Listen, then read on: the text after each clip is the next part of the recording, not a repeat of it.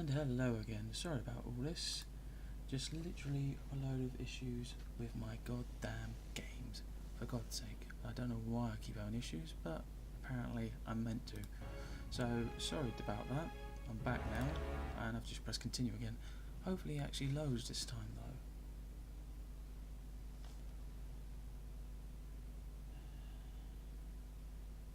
Sorry if I sound agitated, it's just my anxiety started to pick up because everything was fine, and then as per usual everything decided to go fucking downhill for some stupid reason.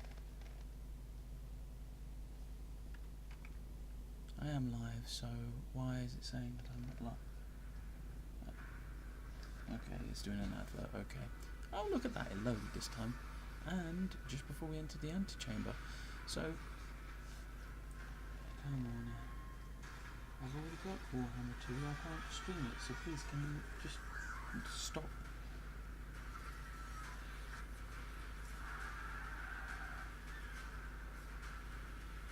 I don't want to click. Go away. Shoo with you. Hopefully that whole beginning bit of me talking there wasn't just lost because, oh, an advert had to play. But there we go. Anyway, welcome to the stream. I'm Wolf354. Sorry about the lateness of it. This is one of my late night howling streams. I was going to start one. I finished work at 11. I should have been ready. I was late due to the fact that my game just didn't want to load, and then it just loaded on its own. For fuck's sake. But here we are. We're going to be playing some Tyranny, and I hope you enjoy. Now, for those of you that saw the last one where it was lagging a lot, I am sorry about that. Had issues with my internet. But hey, we got now continuing on from where we left off, exactly where we left off from, where our heroes were braving to attack the rebels' stronghold of, I can't remember because it was last week I played this, Vendrian's Well, and we are now inside and we're about to defeat the commanders or the captain of the Vedarian Guard in Ascension Hall.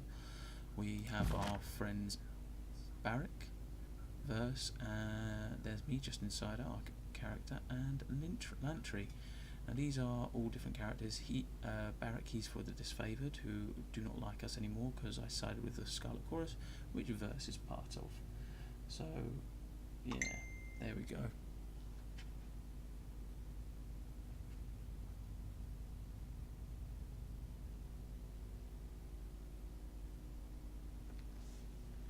And it's frozen. Why have you frozen? God damn it.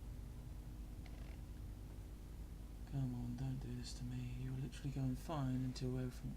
Oh, for God's sake. It's always one thing after another, it feels like sometimes. Come on. Please. Stop mucking me about. Hopefully that hasn't cut out. Hello, Emma. Can you tell me how that went then? Did it like cut out anything then? Because it just suddenly froze on me for a minute there. And by the way, Violet Bunny is my fiance, everyone, so say hello if you're in the chat.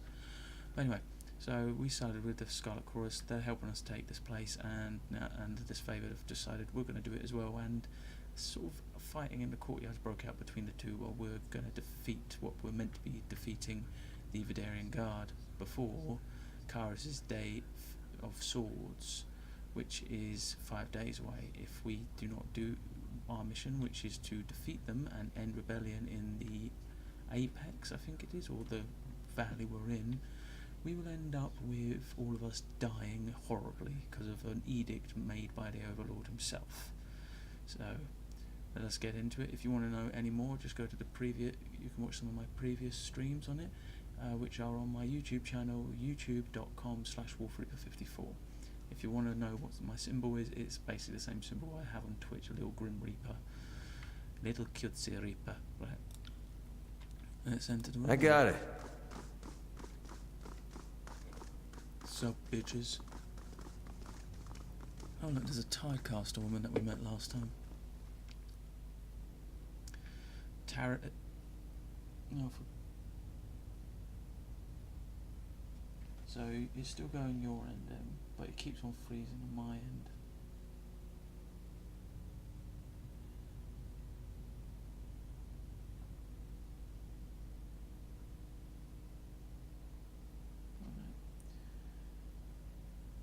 Let's try connecting to the other internet, if I can.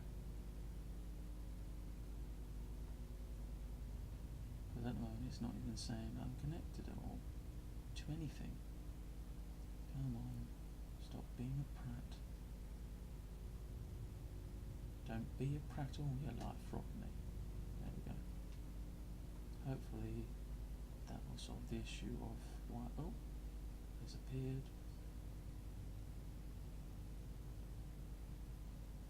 Yep, I'm moving. Thank you very much for letting me know it's fine there right now.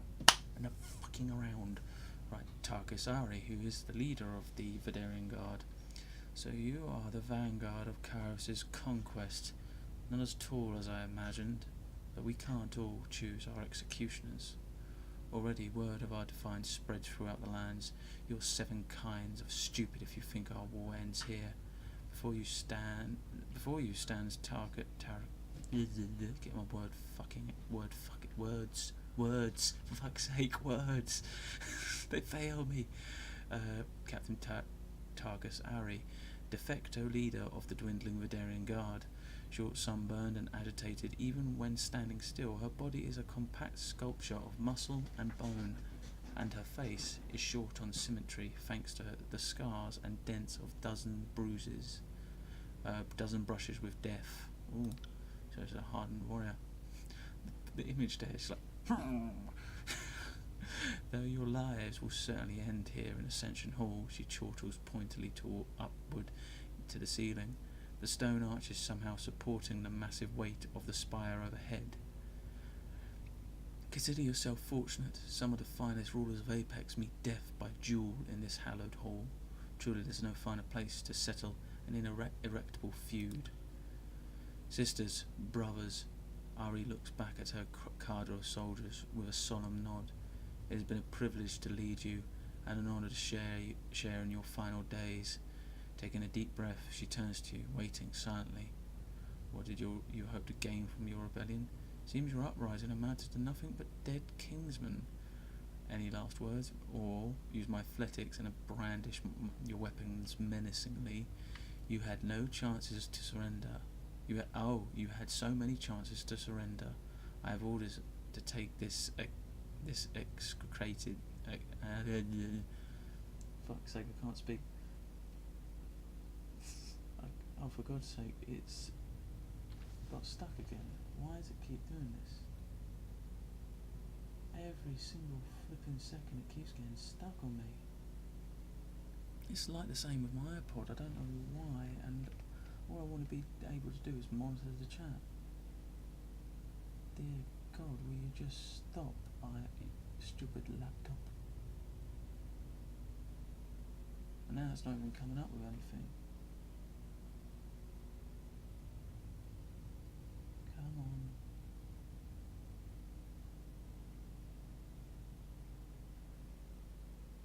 Oh, for God's sake, another advert.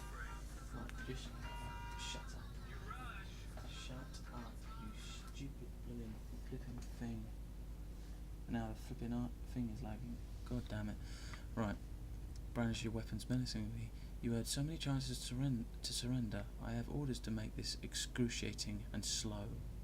Could use law if I had it, or bluff.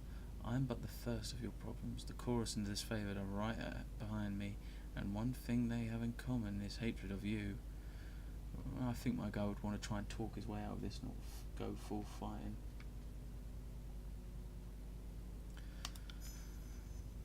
Fine, just more gristle to chew upon. However many friends you brought will be happy to slay them all. The captain nods at her own words, but looks to her soldiers and sees unsettled faces. Looking back, steady yourselves. This is our moment of glory. Her rallying shout echoes through the chamber, but does little to bolster the shaking morale of her crew. Ooh, we've got our men on the back foot. Any last words? Yes, a broad smile comes across Ari's face. They are the voices of Narat. We are most thankful for his aid. We would not have made it this far without his support. I'm not forgotten. Shit. You are kidding me. The voice of Narat, the one who's been helping us when our fight against them is working with them. Oh, for fuck's sake. This is just getting ridiculous now.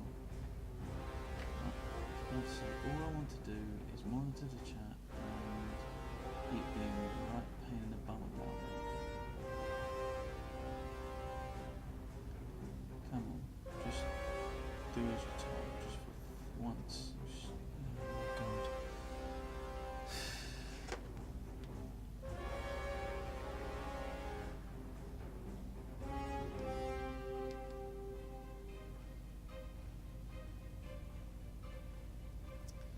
Seriously, this is how I'm going to be spending my stream, trying to get my chat to actually bloody appear, because nothing's wanting to work. Oh look, now you suddenly work while I'm moaning about you stupid bloody laptop. And here it is. Welcome everyone to another Let's Fuck Around for Hours trying to get my blooming chat to work. Sorry about this.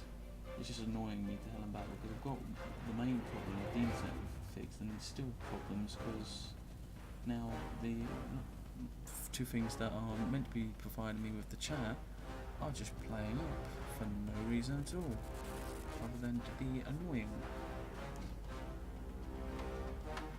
Because my iPod was the thing I got the chat from most of the time, and now it's decided it's going to be a pain in the bum.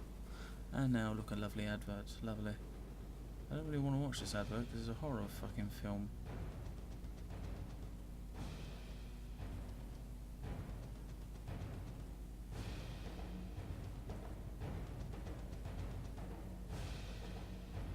Please stop. I don't want to watch a horror film, thank you very much.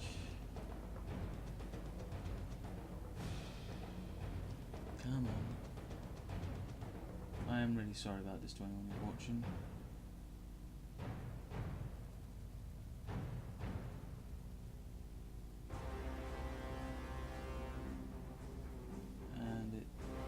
There we go, it seems to be okay at the moment, so I'm going to try and carry on. Right, so we are now fighting. All of them are weakened, I do not know what that means, so... Fucking iPod, why?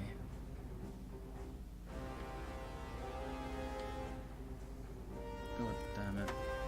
Just made me jump out my skin then it did, because it just suddenly flopped to the floor. God damn it. All I want is to get on with my stream. Please stop it. Oh, there we go. Hopefully that will be alright now. Right, so weakened, I'm assuming, means that they're not going to have that great a attack. So I've moved over to engage this archer, which is good because once we get rid of them, we'll have a greater chance of winning. So I will engage the archers. Where am I? There I am. Right, I'm going to get a good old stab in you, boy. Barrack, I want you to help out fighting that Tarkus woman. First, you're going to have to stay there now because you've decided to get involved like that. Use your fire on her. And Lentry, I want you to fire. Right, so we've got Ebb there, another heavy. Let's get rid of this. Terrible. Right. So I've got this one injured, which is good. Gonna do a flurry of blows on it. Verse. Give that woman a good old skewering. And so you have a two-handed iron sword. Switch to that and give her a good old smacking with that. Entry is still hurt. You got it. Take that! I did not see that coming. Right, Entry, move over there, please. Because and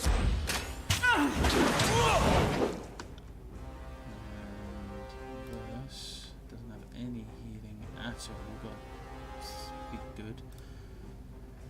Right, I need to help out, so we need to kill this goddamn pain in the bum. Like slice, make him bleed.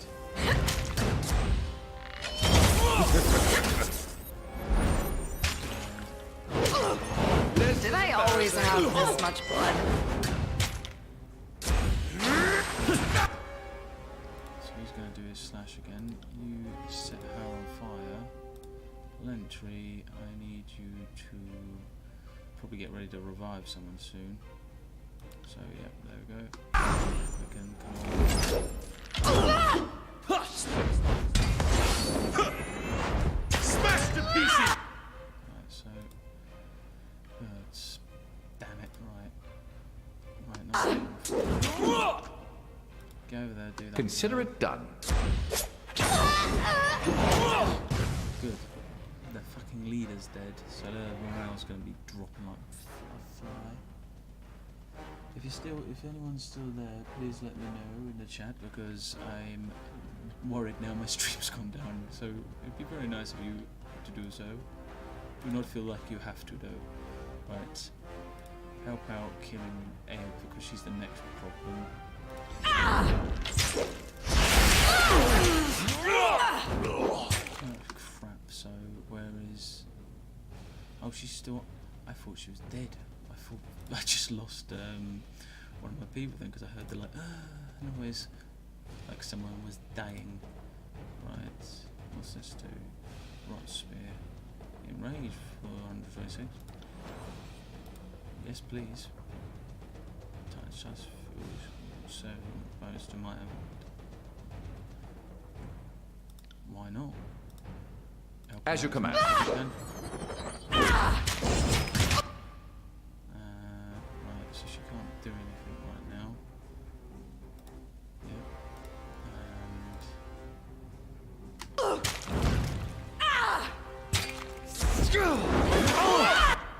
Shit, so she's just knocked our little tough guy away. Barrack. Someone stitch me up. He still can't do restore and touch yet. God damn it. This keeps on looking like it's freezing to me. But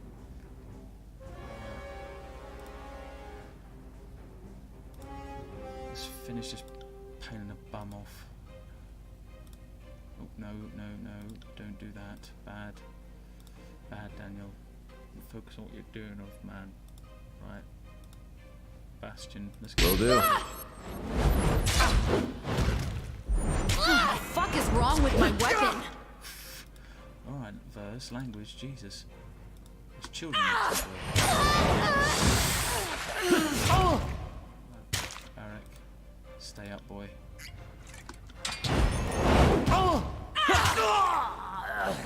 Yes, now it's all of us just on. Another. Our time together has not gone to waste. Flip, I've accidentally told them to move. Oh shit, we did it.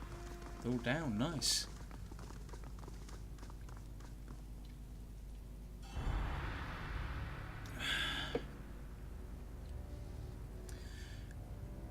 You worthless gnats. We may die, but others will follow our example. Mark my words. The captain coughs up blood. Crush them all. The fifth eye's battle cry falls flat as he surveys the room littered with Vidarian bodies. Now that's how it's done, Fatebinder. I should be angry. You denied me a scalp or two, but I ought to thank you for saving us the trouble. Betrayal, now you arrived. I shed blood to take. Ascension Hall, this place, the spire, that is mine. All of you be gone. Ooh, but I could betray the alliance, or I could. No, I'm not going to do that.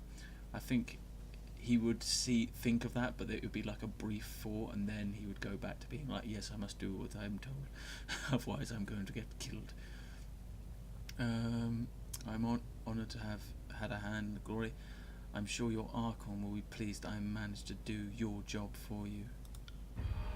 Well, of course, if anyone appreciates the delegation of risk to expendable outsiders, it's the Archon of Secrets. The clatter of madness of combat has finally ceased. Ascension Hall is for a moment tranquil. May pox take your children. Ari slumps to a crouch, her body trembling from injury and fatigue. With these words of defeat, the burning hum you've heard in your head for days and on end tampers off into nothing. Your mind returns to a state of quiet you have not felt since before you proclaimed the edict upon Vidarian's well. I lay claim to Ascension Hall. Let us be free of this edict, and with that Kara's edict of execution should be no more. You feel a tug in your chest as a warm energy burns to form around you. Before you know it, you feel as if you are lighter than air.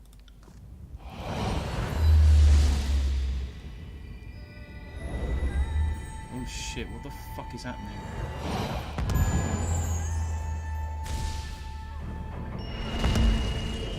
Holy shit, what the fuck is going on?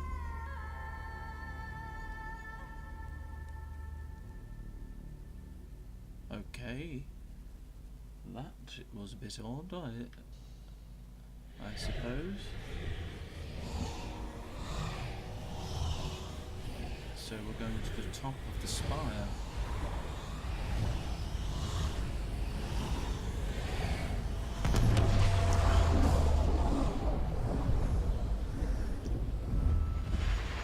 The mountain. Oh, we've got an achievement. The mountain spire.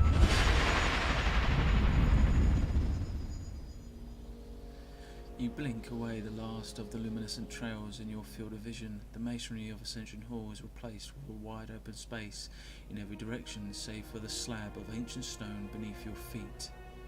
High winds shove you, pushing you off balance. The air is cool and thin, unsatisfying to your lungs.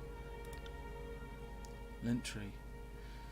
Is this? Lentry looks out into the horizon wide-eyed with excitement. Yes, this must be the mountain spire. When was the last time? Lentry's eyes look down over the ledge, dumbstruck by the vertical plunge. Lentry backs away from the edge. I may need to retch. This is certainly a change. The wind ruffles the feathers in her hair, and Verse quickly smooths them down. A damn cold change. She peers over the edge. Think I could land on my feet if I jumped? Not that it would matter for long. Kairos be merciful. What now? Barrack spins around on his feet, looking about, trying to take in as much as he can through the narrow visor of his helmet. Every way you look, mountains rise up along the distant horizon. The rivers and forests below bring to mind maps of Vidarian's well, and you quickly trace the Martine, the River Neve, and all the numerous waterways of the region. Higher than you imagined it, this is indeed a pinnacle of the spire of Vidarian's well.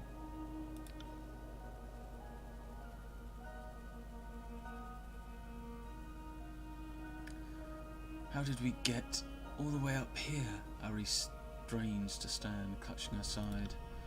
More importantly, how do we get down? The fifth eye aims a sharp glare at Ari. The Vidarian guard must be rounded up and conscripted. The disfavored must be run down. The edict is gone, and we're still standing. If I were a conscript down there, I'd run for it and thank my good fortune. Verse draws herself up and takes a welcome breath. She glances down at the ground with less certainty. Send the word to Voice of Nat that we are successful. I hereby claim this place. This is now an extension of Tion's court, and all combatants must leave. Enough bloodshed for one day. I demand all blades sheathed. This is no longer strictly a military concern. We need to take a breath and sift through what just happened. You claim it? The Scarlet Chorus bleeds for your victory, and you would so arrogantly savour the fruit of all to yourself? Would you deny the life sacrifice of countless? The fifth eye bursts into a chortle, waving his hands dismissively. I jest. There are plenty more soldiers where they came from. The voices will not protest your claim for the time being. Send word to the voices of Narat that we are successful. Our glory overfloweth. We would happily carry such good tidings to the Archon, but this humble servant cannot fly. Besides, the voices is a master of all matters magical. I hardly doubt whatever just happened escaped his attention. Agreed. Anybody witnessing what just happened knows the edict is over, but you should report to Narat and return with any news he has for me. Head through that portal. Point Harry. We had her a note. We had hand her a note. The parchment will survive the impact. Oh, that sounds rather dickish. That does. No offense. I don't think I'm gonna do that. I don't like fifth eye. Fuck you, fifth eye. No telling how stable it is. By looking closely, and you'll see images of Ascension Hall in the haze. Well, if you have trained eyes, that is, of course. Even if it is not stable, the alternative is jumping. So, what do we have to lose? By Kyros's iron grip, how did the fifth eye taps his mask in a semblance of deep thought? The currents of magic glow as fire to our eyes. Strange that you saw this first. Send my compliments to the voice of the rat. Glory to Kairos. You still owe me for tripenet. Salute the Crimson Spear. Tell the Archon of Secrets I'll be watching him. We will be watching you, so that sounds only fair. The fifth eye bows deeply. You were a most harmonious addition to our bloody dance. I'll make sure that the chorus sings of your deeds. Let it be known that we reward greatness. No doubt I am the very definition of an enemy of the Overlord. I didn't just resist, I led others into resistance, so I know what's about to happen. But I know when I've met my match, and like most folk, I'd do whatever it takes to live. If you will show me mercy, I will pledge my life to you, good Fatebinder. The Tirecaster bows on one knee, lowering her gaze. I know I'm an oathbreaker, so my word isn't what it used to be, but I promise if you spare me, I will serve you well. Serve me well and all will be forgiven. Why would I possibly trust you? My mercy has a price. If I let you live, I'll regret it, won't I? It ends here. Now, why should I trust you? Because I am all out of reasons to fight you. The Vidarian Guard and the School of Ties are no more, leaving me with no loyalties or ties to, well, anyone. And we all must bow to Kairos' minions eventually, right? I would die before swearing fealty to the voice of Narat, and Graven Ash would kill me in a heartbeat if I am to serve anyone in this new...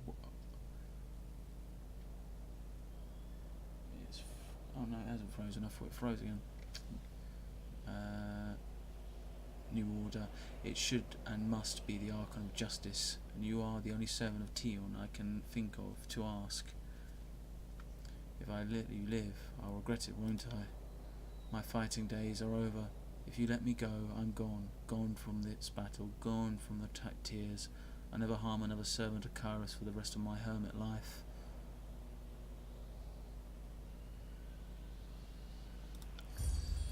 Lord, you gain loyalty from Ebb. If you will have my fealty, it is yours. I, Ebb of the Tidecasters, do hereby pledge my life and loyalty to Just Insider. She dips in a formal bow. I will serve and obey so long as you have need of or want of my skills. End the conversation. Party manager, so we've got to pick who we take out. Party 4. I don't want to take anyone out right now, so accept, and I'm assuming she'll go to a place where we can collect later, sort of thing. Ooh. Vidarian's well has fallen. For the second time since the conquest began, Kairos' armies take the citadel from its defenders. With your help, the Vidarian Guard rebellion has been crushed. Having taken Ascension Hall with your Scarlet Chorus allies, you satisfied the terms of the edict. You and the forces of Kairos are free from the Overlord's death sentence. With the threat of execution no longer looming overhead, the Overlord's armies turned their attention away from the citadel and towards each other.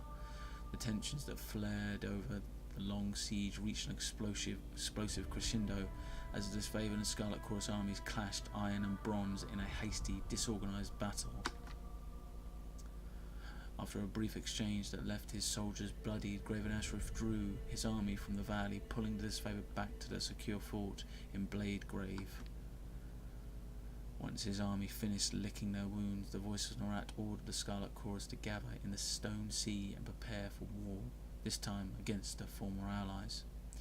The Archon of Secrets instructed his soldiers to respect your lawful claim over the spire. though a few greedy stragglers still lurk in the valley, the Scarlet Chorus were content to leave your stronghold uncontested. A day's past, the wounded and injured were nursed to health. You explore your strange bastion and planned your next steps with careful deliberation. As word spreads that the Scarlet Chorus and Disfavored turned on each other, factions once resolved to bend the knee are inspired instead to continue fighting. The Archon's feud has heralded the collapse of Kairos' offensive. Tunon, the Archon of Justice, observes the chaos and discord spreading across the land. The Archon summons his Fatebinder to return to the court of the Bastard City and report on his actions in Vidarian's well. Shit. My masters told me to come home. Our petty squabbles are delaying over a delayed siege have no doubt evolved into a respectful civil war. The voice of Narat will want to discuss the matter. By now, he pulls back to the base of a cacophony. I suggest you don't keep him waiting. The last time someone left the voice of Narat waiting, he pulled the skin off their hand and moved their bones into the shape of a glaring eye. Needless to say, it didn't heal well. I'll join you at the cacophony as soon as I speak with Tunon. Do that. The voice of Narat loves to entertain you guests, and I'm certain he'll find you quite diverting. Be seeing you, Fatebinder. Get in there, you goddamn asshole.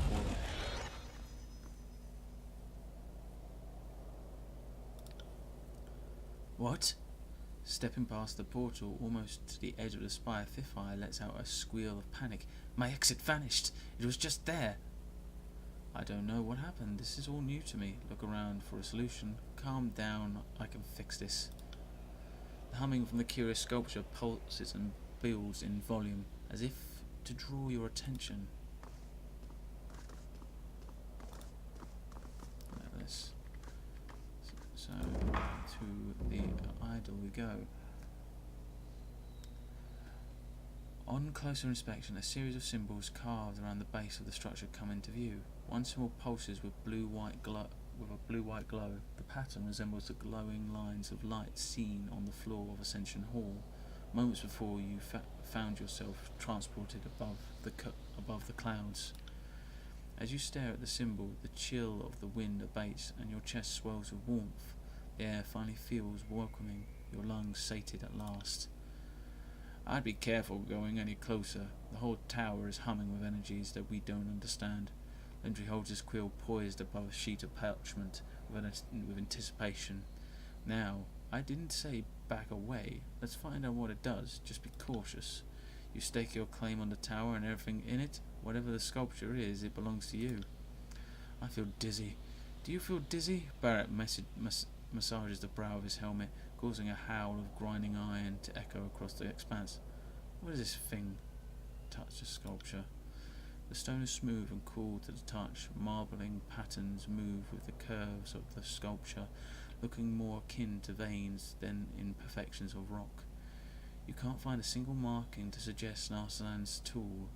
As you are about to draw your finger back away, you suddenly feel a sudden return pressure on your fingertip as the sculpture touches you back. Oh dear, the sculpture is once again still. There's a rush of warmth through your body, a jolt of enervation. Hopefully, I probably said that awfully wrong, so sorry about that. That steadies your balance. A barrage of tactile sensation floods your mind as you feel footsteps and wind, not on your face or your limbs.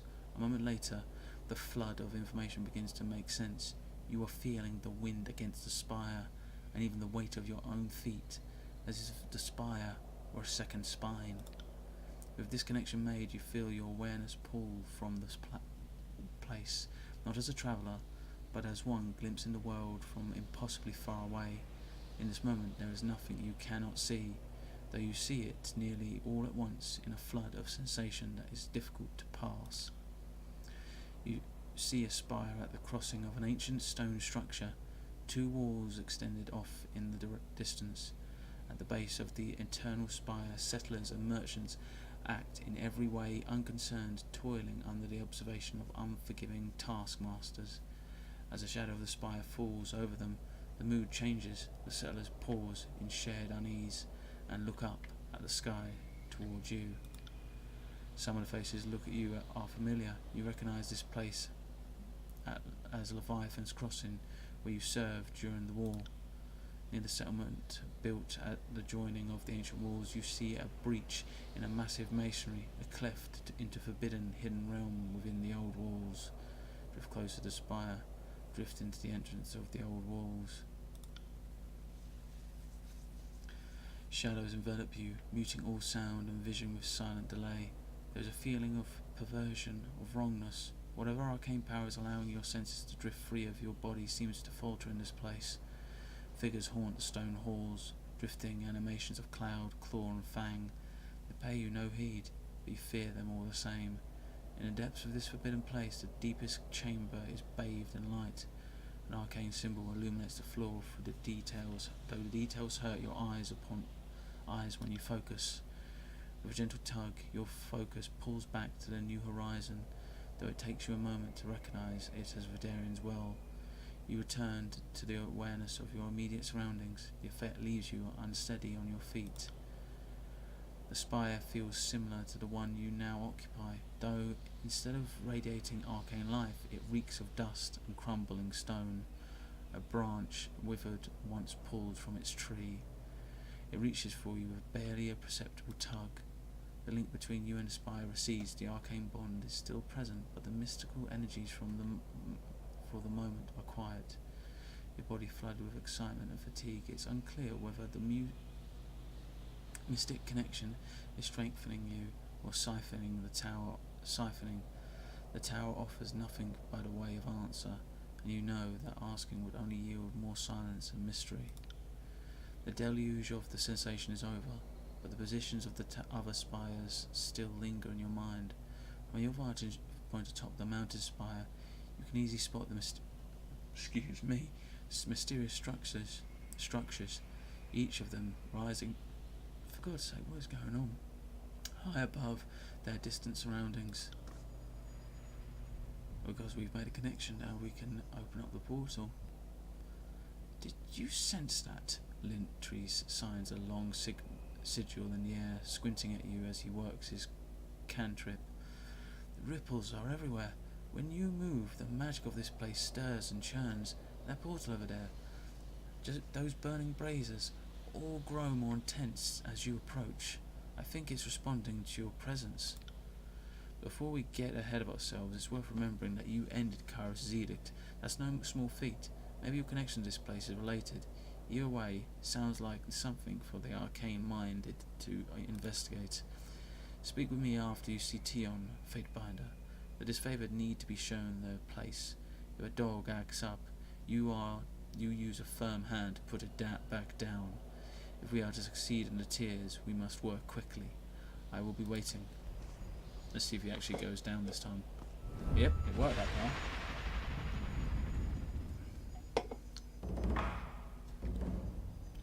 Right. Anything else to investigate up here? Not as far as I can see, so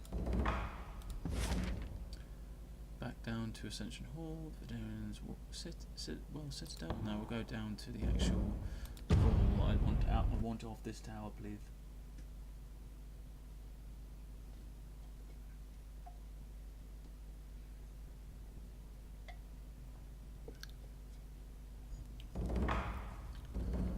Right.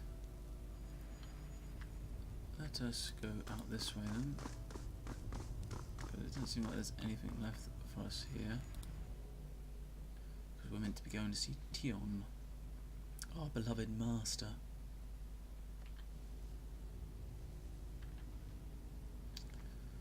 Right. Oh, there's something in this room I didn't get. How dare I?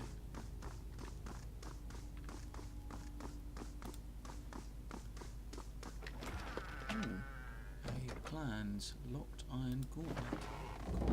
Locked iron gauntlets can be created with access to a spire forge upgrade and proper materials. Nice. So it looks like we can eventually craft our own equipment. Cool.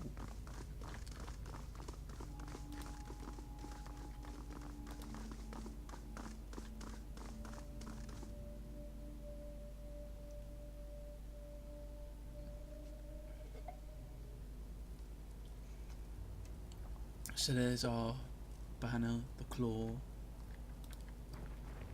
Oh, I need to get some actual people in this settlement because I have no soldiers currently. It's all just abandoned.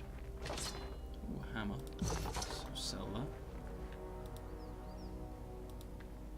Just collect all the stuff that I can before I decide go leave.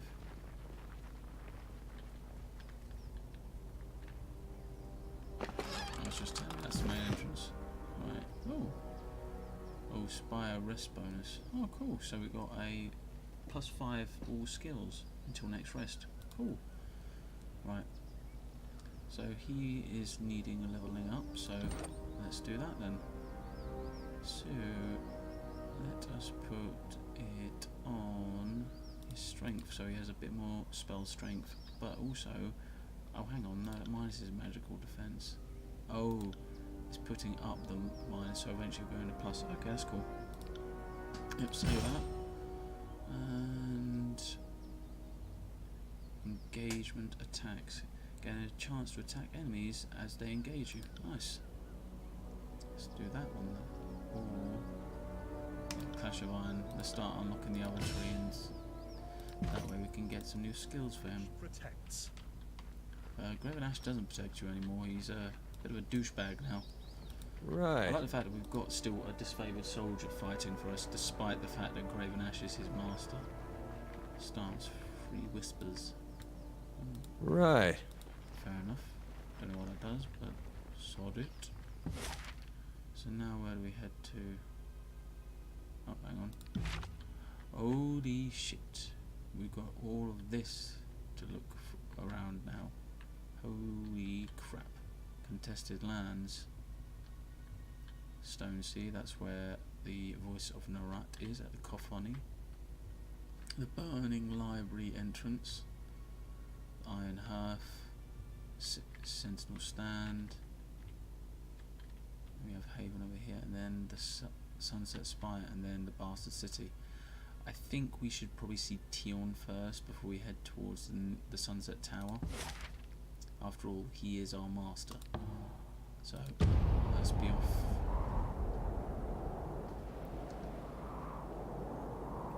It took nearly 2 days to get there, Jesus.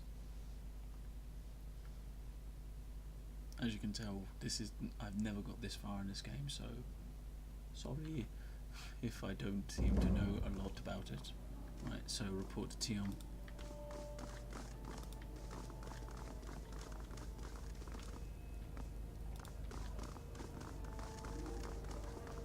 So we've got Disfavoured and Scarlet Chorus here, Blood Mulch.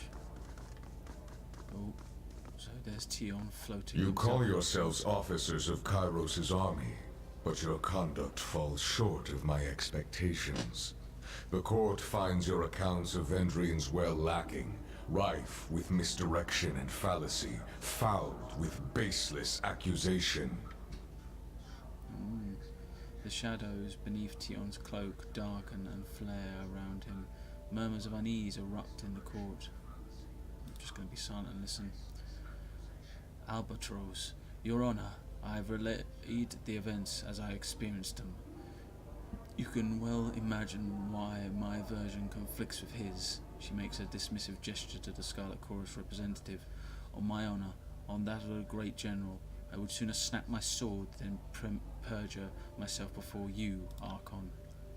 Oh, so you imply that falsehood comes easier to my lips than yours. You're a fool if you believe the Archon of Justice won't see through your lies because the disfavored think themselves better than an honest gang. Silence. The contradictions in your statements will be examined, and falsities threshed from truths. If we find you have perjured yourselves, Blendon Mark will see to your fate. Blendon Mark. Blendon Mark is Kairos' knife in the shadows, the unseen drop of poison that enforces the Overlord's will. He reports to the Tunon at the Adjudicator, serving as his capacity as the final word to those who hold Kairos' law in contempt. If you know the origin of the Archon of Shadows, or how Kairos maintains a hold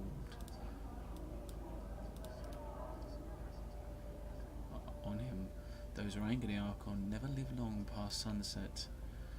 The Archon turns, and you feel his gaze upon you. Fatebinder, we will start with the matter of the Archons. Graven Ash and the Voices of Nerat have declared war upon each other. In addition to violating Kairos' peace, they have thrown the conquest of the Tears into disarray. By all accounts, these hostilities began shortly after your arrival. Tell us what transpired. I'm not going to lie to him because I think that Justin, even though he's a lawbreaker, would hold Tunon in high regard because he gave him a second chance. The Archons could not agree on who should lead the siege and descended into accusation of treachery. It seemed a mutual spat. The Archons have been of different minds since the start of this war. The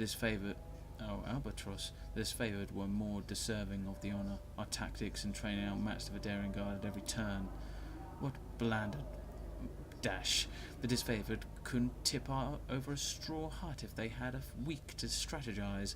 Our howling mob was better equipped to overwhelm the Vidarian Guard. Our recruits were ready to throw themselves at the enemy, if only Ash and his legion would agree to a plan. The Fatebinder presents testimony. I warn you both against speaking out of turn. Something more than a mere disagreement unraveled this campaign. But I will return to that in time. Let us speak of Ascension Hall. From all accounts, it would seem you were instrumental in its capture, or so the petitioner of the Scarlet Chorus testifies. The disfavored commander has a dimmer view of the matter. Lend me your perspective. I joined with the Scarlet Chorus. We took the Citadel with an unstoppable advance. The edict meant certain doom if the siege failed. So why, when your survival depended on it, did you join your strength to the Scarlet Chorus and not the elite disfavored?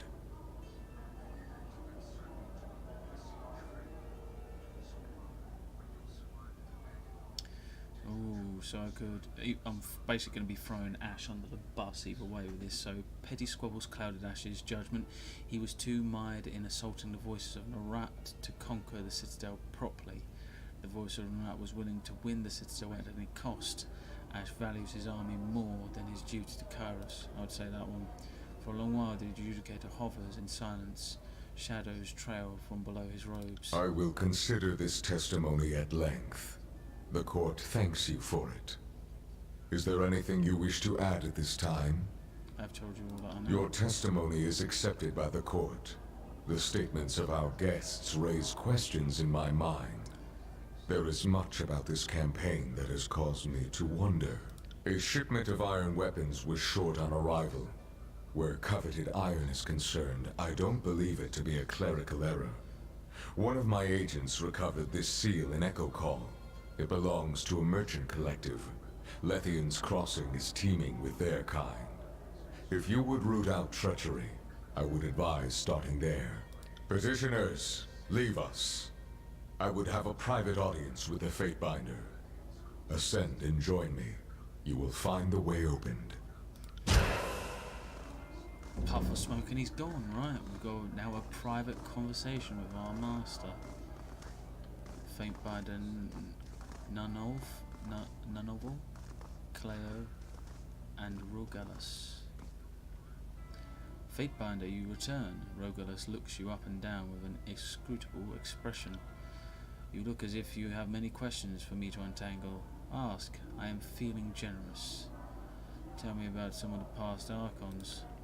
Noxmere, the Archon of Pestilence, was disliked in her circles. When she opened her eyes to see and her mouth to speak, it is said that flies would gust into the air, swarming so thick as to blacken the sky. She died in the 20th year of her birth, following a string of unusual and grotesque symptoms. Where did you study when you were younger? What are the Fatebinders? Can you tell me about the old rules and the Bane? I want to... No, I'm going to leave that one. Let's talk to you. Just Insider, I see you return to the fold. Your exploits in Vidarian as well are the matter of some discussion. The Fatebinder of Balance regards you with a discerning eye, and for a moment you feel as if she is trying to peer into the very depths of your mind. What can I do for you? Cleo touches a gentle hand to your shoulder. Has anything happened while I was away? You seem to know much of my actions. Have you been spying on me? Don't act so surprised. It's my duty to ensure that those who operate under the Adjudicator's name adhere to the spirit of his law, if not the very letter. And those who don't, of course, I've nothing to hide. So you say, but I have to weigh all evidence presented before me with an objective eye. Assume you are being watched, Fatebinder, but don't concern yourself. That's no more than any citizen the Empire can expect. How have you occupied your time in the bastard city?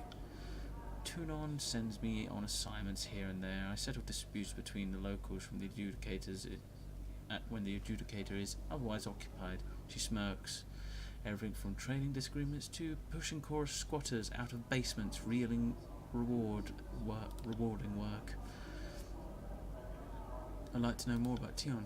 Tunon is our overlord's fair and exacting adjudicator. He speaks with the voice of Kairos' law, and his word is judgment. All of this and more you can learn by asking him yourself. Go on, or does he intimidate you still? She chuckles softly. I jest, of course. I like you, Cleo. What about you, Nivell? Tunon favor 1. Ah, just insider. You return unscathed and more acclaimed than ever. That seems to be your way. Oh god, my flipping throat there. The Fatebinder of War claps you with an excessive strength on the back, though whether it's a friendly greeting or a warning seems suspect. I look forward to more news of your travels in the days to come. Surely you will regale me with the details. I'm curious about Tunon's masks. They can be rather unsettling, can't they? Even the ones such as me. But I can assure you, the innocent need not fear their objective, a motionless gaze. What the Adjudicator's masks specifically would you like to know? The silent face.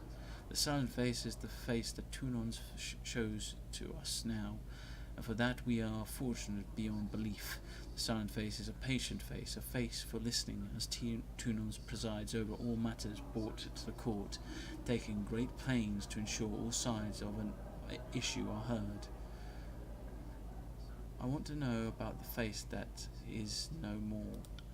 Tunon is said to have worn a third mask in eons past. I've heard rumour that the face displeases Kairos and thus was destroyed, as happens to all persons and objects that displease our overlord. Have you ever seen Tunon change the masks? In the way that you or I would change our raiment? No, not as such. And yet I have seen the masks shift. They switch without the Adjudicator or anyone as much as laying a hand on them. You see, it's not something you can watch unfold. After a time you merely realise it has already happened. There is work enough for the court. We shouldn't occupy ourselves wondering over such mysteries. Alright, farewell. I was just curious about that because when I saw that you could talk to him about the mask, I was like, ooh, curious.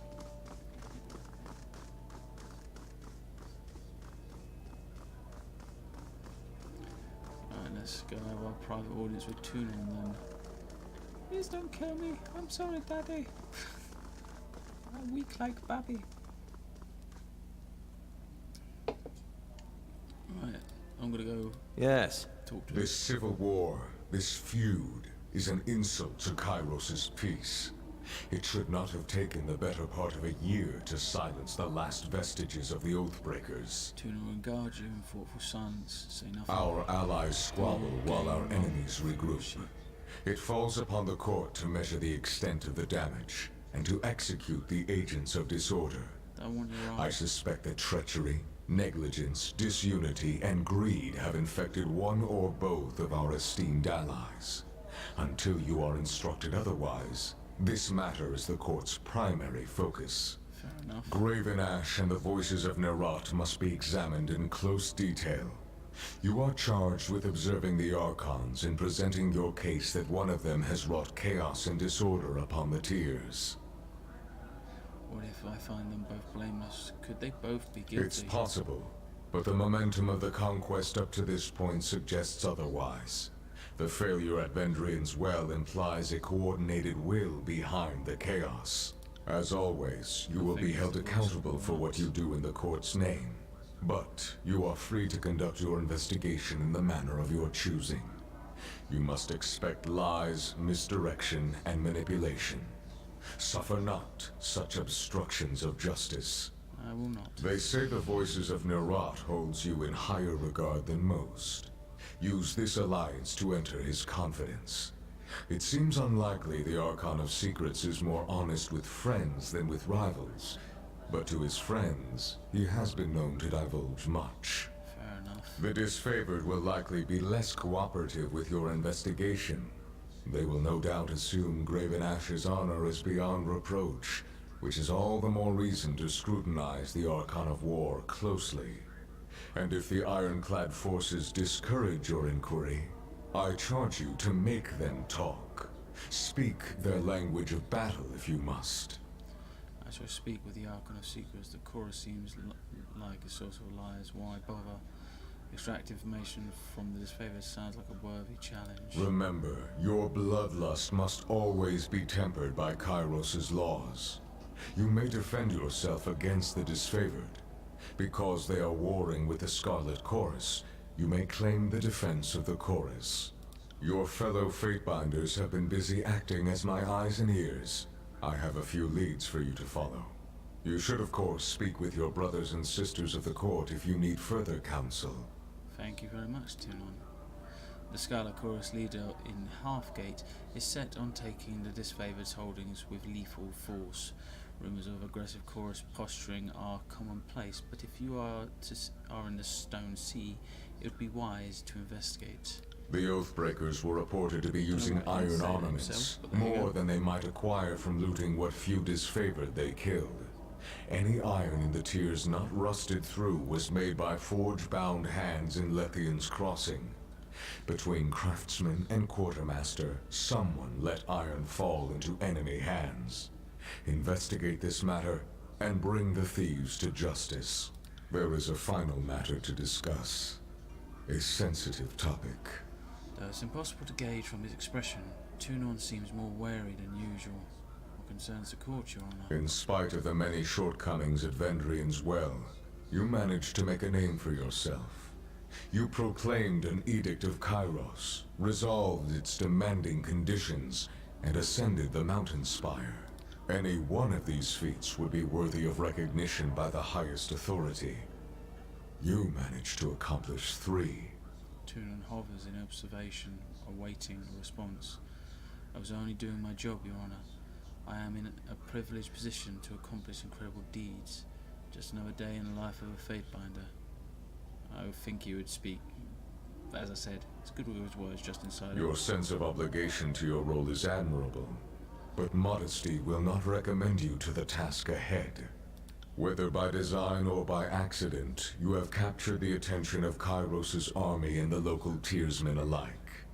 This is no small opportunity, and the court charges you with exploiting your new standing to its fullest potential. You have a title in our hierarchy.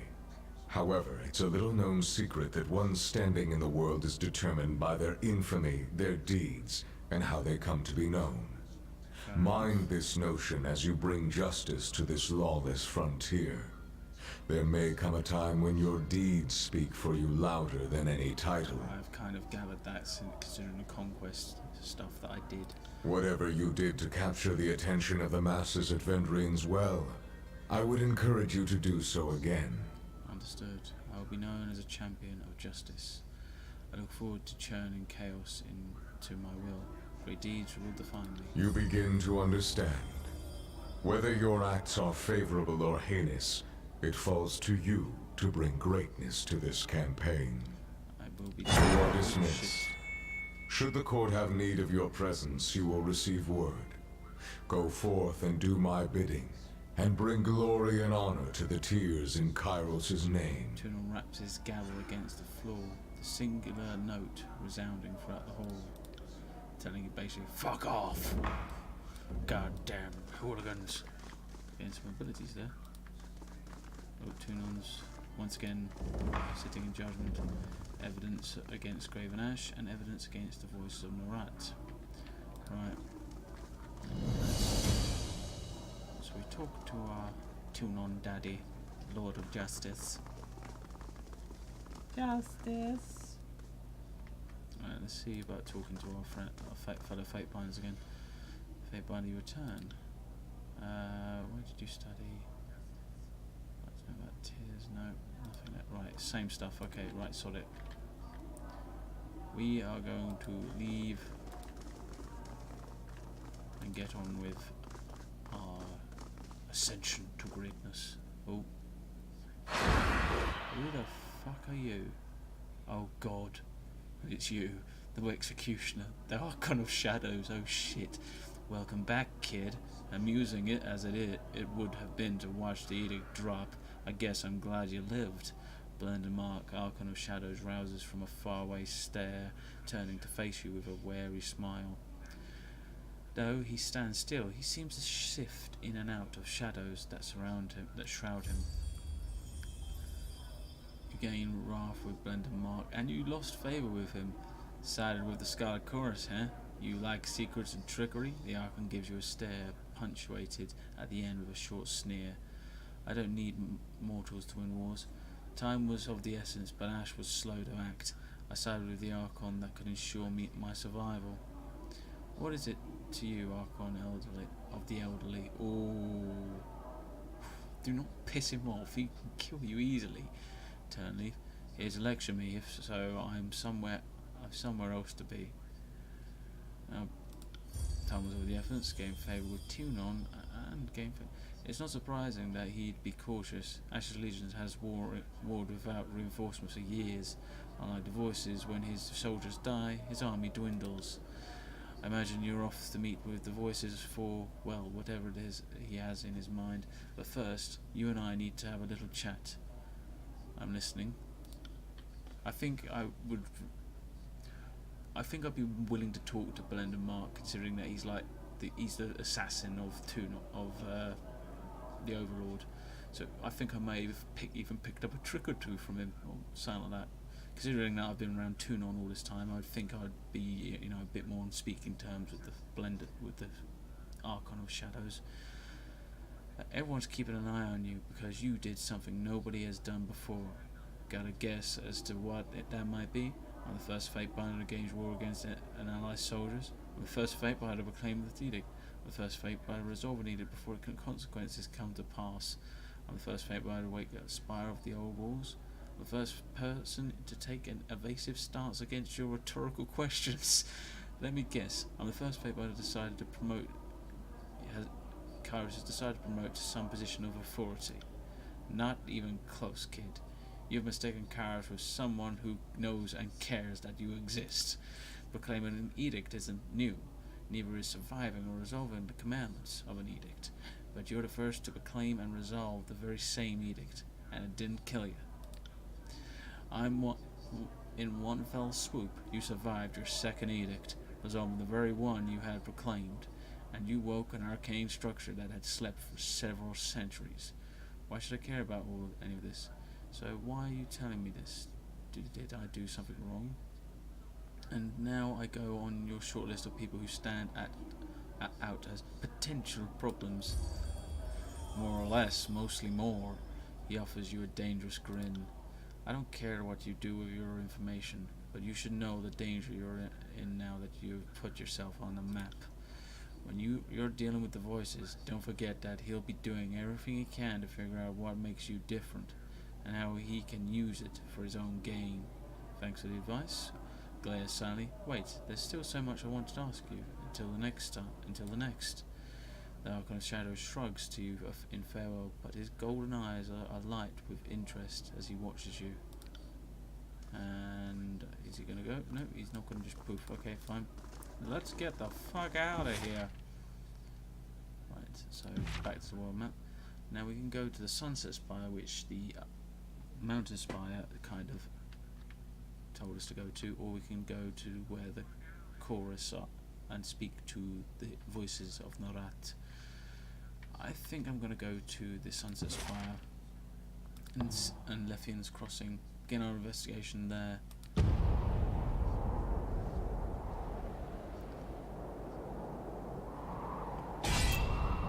Great. Ambush. A group of mercenaries, members of the Bronze Brotherhood, are blocking the road to Lefian's Crossing.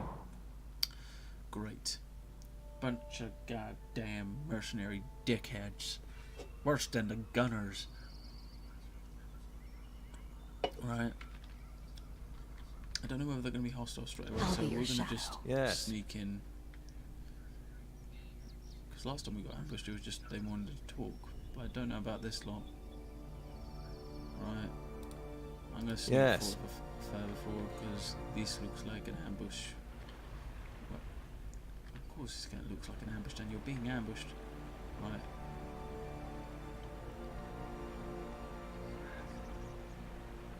Alright.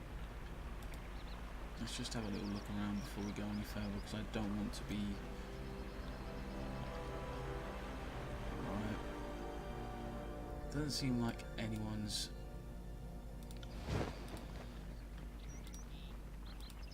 Right. Okay.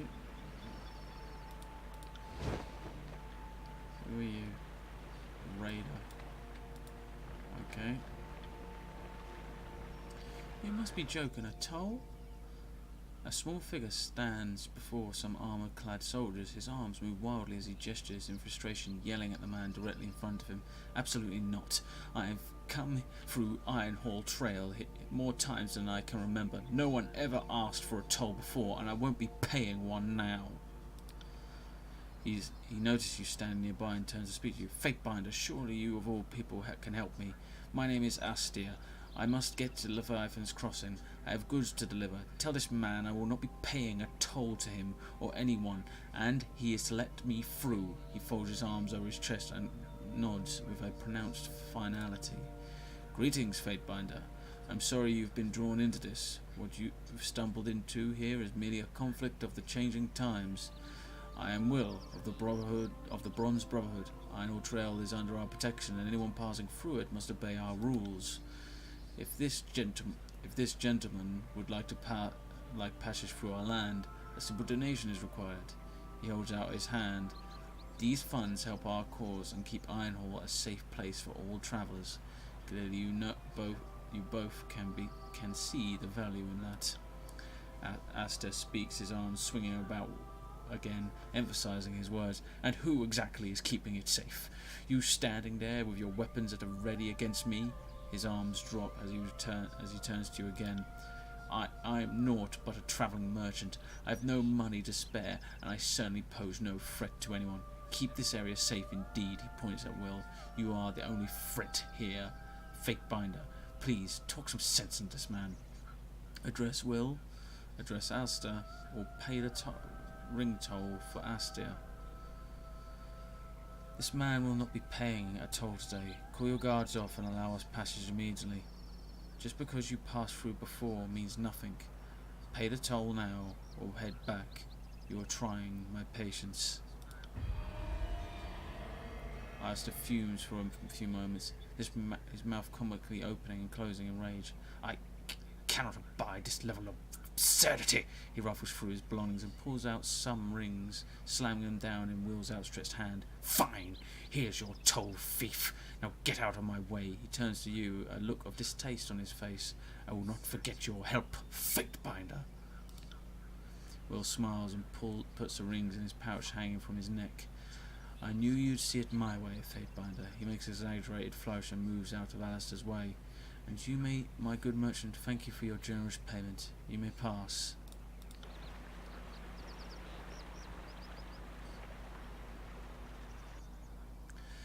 Will returns to his position and looks you over, his former genial mood gone. So, a Fatebinder in our little corner of the world. Would have ever thought this would happen. He spits between his feet, then crushes it into the dirt with his boot. While I appreciate your dealing with that merchant, I'm afraid I can't let you pass until you have spoken with our leader, Tunon. Personally, I thought he was crazy saying you'd be visiting Leviathan's Crossing. Looks like I owe him a few rings. He shakes his pouch around his neck, making the rings inside jingle melodically. Not that there's a shortage of those about here. What can this humble servant of the Brotherhood do for you, Fatebinder? And don't ask me to let you through, because that isn't happening. Barrack Lorty 1. This ridiculous piece of mercenary offal requires a lesson in pain and obedience. Allow me to teach him. If you think you can get him to move, do it. Thanks, but I can handle this myself. I'll let him. Sellsword, attend me. I take it your responsibilities have been explained to you. Keep the rabble on this side of the bridge, yes? That does not preclude taking orders from your betters. One of two things will happen. Either you will let us pass, or we will simply pass. There are no other options. Whatever role you have taken upon yourself to bar our way has already failed. You succeed only in delaying our task and annoying me. Is your name Ratamon? Are you leader of the Bronze Brotherhood? He cups his ear to listen. No, I didn't think so, because he decides who crosses and who doesn't. If you have a problem with that, take it up with him. Ash, forgive me, but I can only endure so much fool's insane jabbering. A blur of rusted metal precedes a deafening crunch as Barrick backhands the mercenary, leaving a sufficient mark behind. Will rubs his cheek. Hold on, I'm just doing my job. I apologize if I offended. Ratamon will have my head if I let you through. There's nothing I can do about it.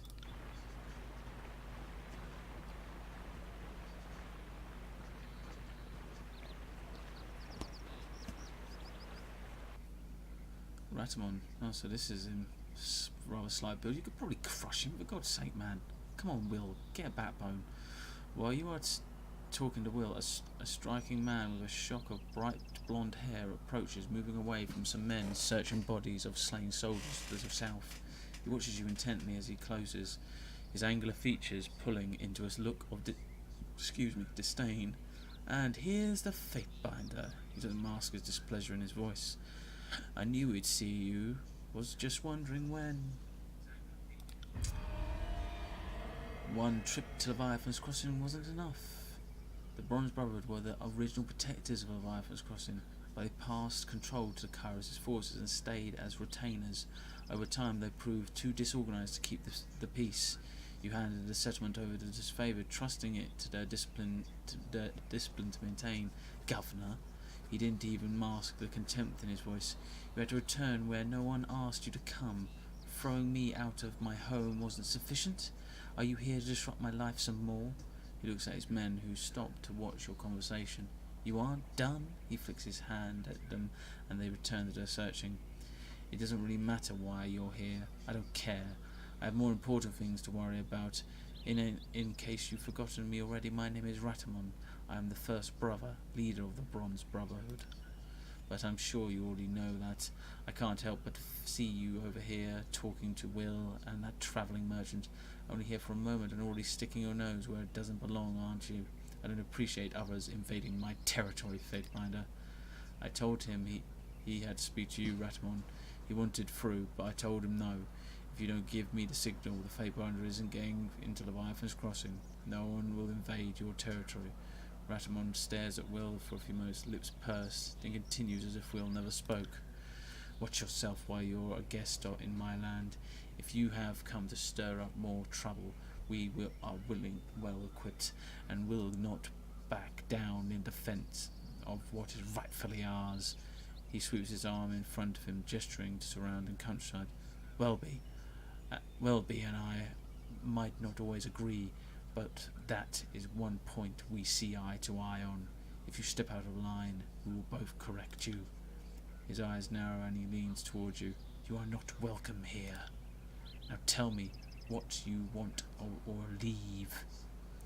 You would dare to watch your tone when you speak to a Fatebinder. I am not welcome in your land. This is not your land anymore.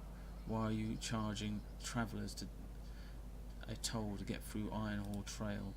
I don't see how the affairs of the Brotherhood are your business, Fatebinder. Suffice to say, the funds we receive from our tolls help us keep the lands around Leviathan's Crossing safe.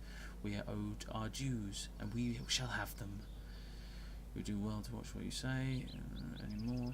Tell me about the Bronze Brotherhood. Tell me about Leviathan's Crossing. Tell me about Welby. Why is Leviathan's Crossing so important to the Bronze Brotherhood? I don't care if I gain your wrath or your prick, mate. Such arrogance in the precursor to a mighty fall, Fatebinder. I might not currently have control of Leviathan's Crossing, but we both know possessions are fleeting. It's still good. Leviathan's Crossing is my home, and your imagined control over lives doesn't change that fact. Tell me about Welby. He shoots a look to the north. I had such high hopes for her as my first axe. The continued success of the Brotherhood should be the single most important goal for anyone who is a member.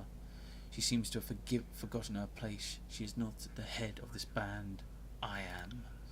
If she doesn't stop overreaching, I will replace her with someone who knows how to obey. If you're looking for trouble, here it is.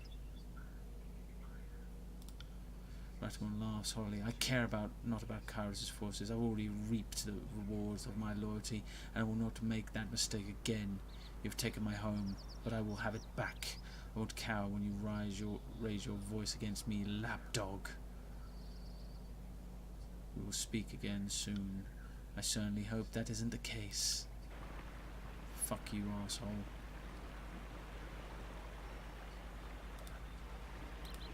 I'm gonna talk to Welby.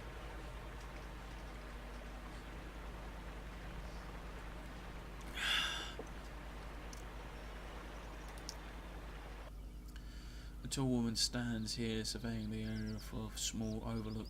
She glances at you and immediately goes back to watching her surroundings. Welcome to Ironhall Trail, Fatebinder of Tunon. With all that running around, I wasn't sure you were going to make it over here. I haven't yet made up my mind if I should be offended you didn't speak to me first, or happy. I get the final word. I hope Will didn't vex you too much. He's a good sort, enough sort. He just enjoys his job a little more than he should. The hint of a smile plays across her lips.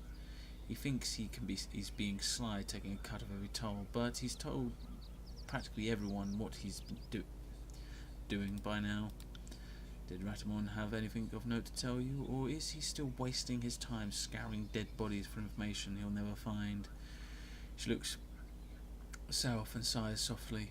I will admit, he has led this group to some minor glories, but I fear how we will end up if something doesn't change. She salutes you. My name is Welby, first axe of the Bronze Brotherhood, though I'm not sure that title matters anymore. She pauses to gather her thoughts, then opens her mouth to continue. Instead, she exhales slowly and shakes her head. Never mind. You needn't be burdened with my problems. What can I help you with? What does it mean to be a first axe? Why are you forcing travellers to pay a toll? Ratamon will say it's because that's what we're due, and part of me is inclined to agree with him. But if I were pressed, I would say his pride is hurt and he's lashing out. He can be such a child sometimes. He looks quickly She looks quickly at her guards. Just watch yourself around him. He hasn't seemed completely in control of his faculties lately. It's frightening to see what he's becoming. Did you not swear an oath to your leader, Sellsword? I know that your loyalty was available to the highest bidder, but I never guessed that it extended into treachery. Ratamon's plans can doom our entire troop, and I intend to prevent that from happening. I am loyal, not blindly devoted to someone intent on marching me off a cliff's edge. What does it mean to be a first axe? She sighs. I wish I knew, Fatebinder. The first axe protects and consults with the first brother. I am supposed to be Ratamon's advisor, confidant, and guard. Lately his behaviour has become more erratic. He's acting paranoid, manic, and distrustful. My duty as first axe is to protect the first brother, but I am also sworn to protect the Brotherhood. If that means the removal of Ratamon, so be it. He has too many supporters in the Leviathan's Crossing right now to speak out against him. What do you think has happened to Ratamon? Honestly, I couldn't speak to the cause. The stress of leadership, the battles with Kairos' forces, his night in the old walls. She shrugs. When you decide to remove the Brotherhood from the crossing, it certainly set him off. Does it matter? His behaviour is endangering the Brotherhood, and he must be stopped before we are destroyed. I fear people will be hurt by far more than a simple toll. How would you run the Brotherhood? I wouldn't waste time and resources on petty vendettas. That much I can tell you. I like battle, and I like rings, and with the Brotherhood we used to get both regularly. Now all we have is fear, suspicion, and blood. I want the disciplined regiment back, and I intend to have it.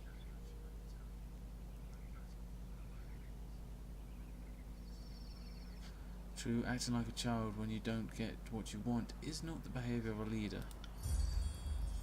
Except in the case the child is in control of an army capable of laying waste to his home. Let me ask you something else. Tell me about runs right? No, I'll leave that for now. Welby nods. By your leave, Fatebinder. Be careful.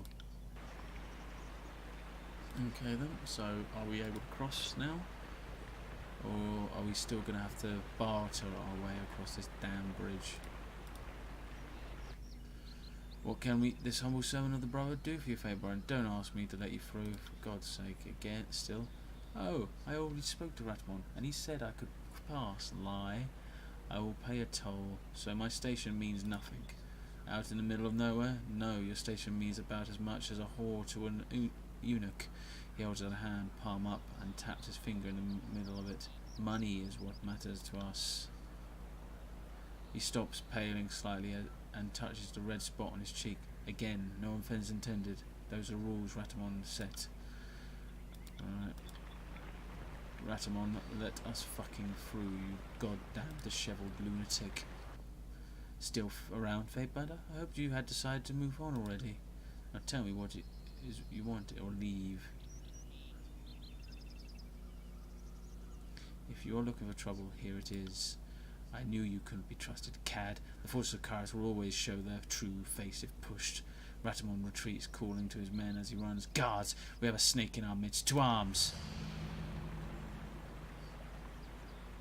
Another battle. Great. Alright. I kind of regret that choice. Just a little bit.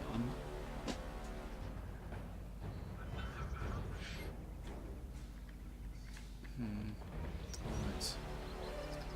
So we've got a raider, Will obviously who's a heavy, and another heavy, Rive the Marrow who's a bruiser, and then we've got a raider at the backs. Right. Barrick, deal with that one. Me and Verse will deal with this one. Set him on fire. Lintry, give this one a good old free quarrels. Oh, your gut. Pay attention, kids. You might learn something. Shit, I need your Lintry. Because I'm getting overwhelmed a little bit here. And shocking punch. Give him a good old slash. You do your old skewering attack. Lintry, you keep attacking that one. Someone stop Archon! Lend me your strength! I am really regretting my choice here. Right. Lintry stabbing in the back. I'm going to try and do a flurry of blows to this. This is embarrassing. Shit. I'm not into Consider. that. Right. This is just getting ridiculous to how bad I'm being. Right, let's do a cleave. And you set him on fire. Lintry, help her out with some good old fashioned triple quarrels.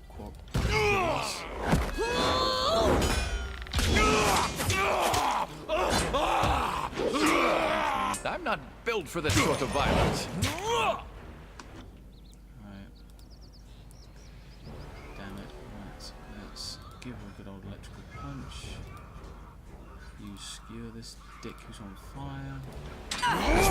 Bleed out, you little shit. Pay attention. Pay attention, kid. You might learn something. You've already said it God knows how many times, Lintry, and we haven't learned much else. Attention, kids. You might learn something. Nope. Come on, you Right. Oh, the fuck is wrong with my... Where did all this damn blood come from? Right, let's try and do some blood-soaked earth, I think it is. Good work. Let them think they can hit me. I got it. Damn.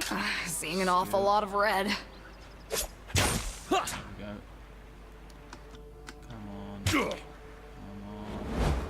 Wake me up when it's over. Alright. Flurry of blows. Give him a good old shocking punch.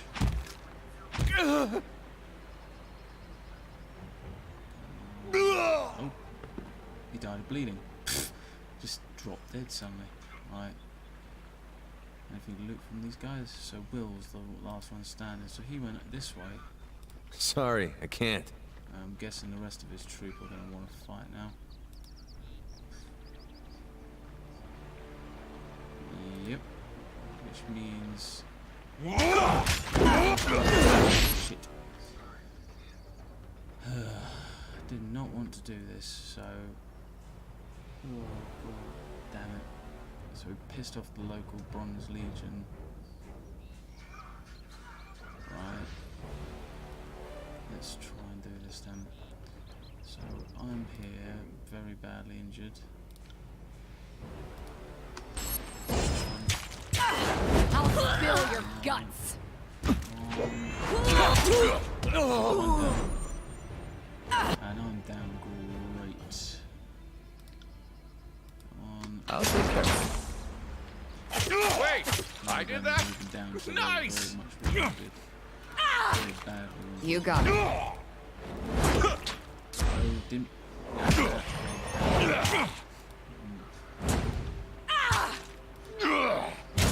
Seeing an awful lot of red.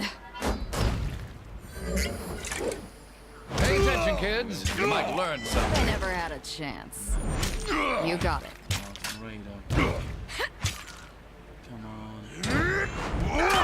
Nearly got another one. I will admit, I would like to go back and do that again, but that's not part of this game.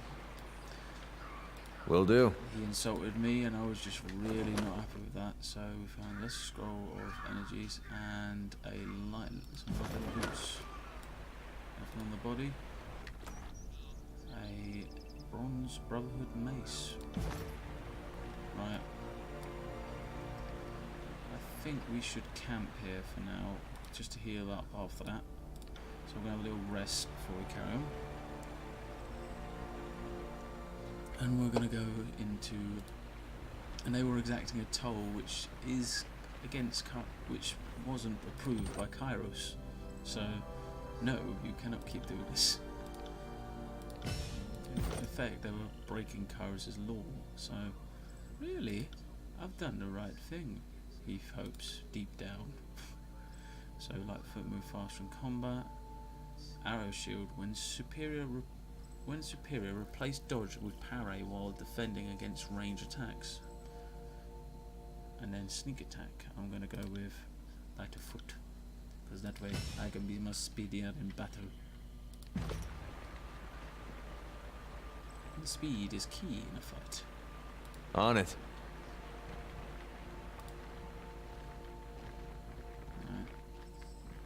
And I feel like I'm just pissing off everyone left, right and centre now, because I've pissed off the people of Betrayal, of Leviathan's Crossing, and I've pissed off the fucking Bronze Brotherhood. God, I need to stop annoying everyone. I think it's just my guy's manner. He just literally walks in and everyone is just like, "You are someone I hate."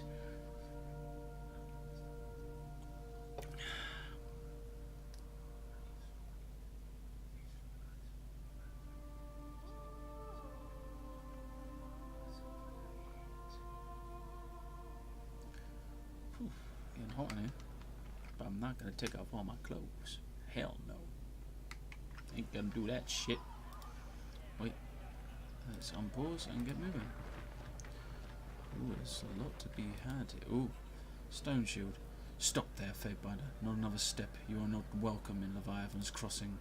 I'm warning you. We will kill you if you don't turn around. And tonight, I suggest you go now before it just gets ugly. You really are crazy, aren't you? Maybe all those stories about you are true. I'm not sticking around to find out. The guards turn and run.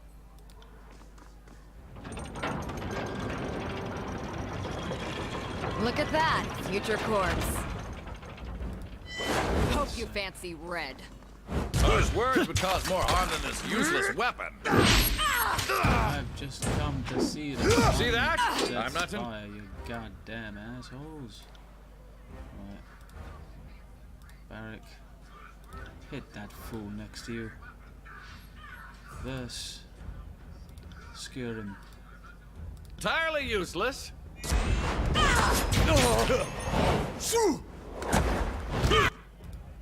Entry. Actually, can you? No, you can't. Right, quit him. No, a stab. Right.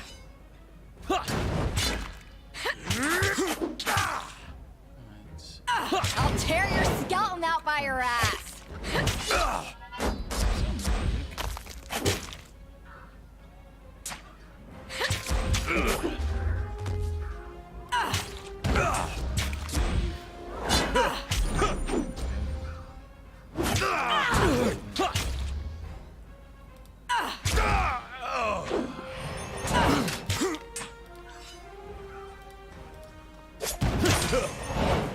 Some magic. Hit him. Damn thing couldn't pierce cloth. Squirrely bastard, aren't you? Harsh words would cause more harm than this useless weapon. Beat him. Nice on him. Right, verse. Me and you can end this now. Meanwhile, let's We can do this! I just smack my fist in the head. I got it.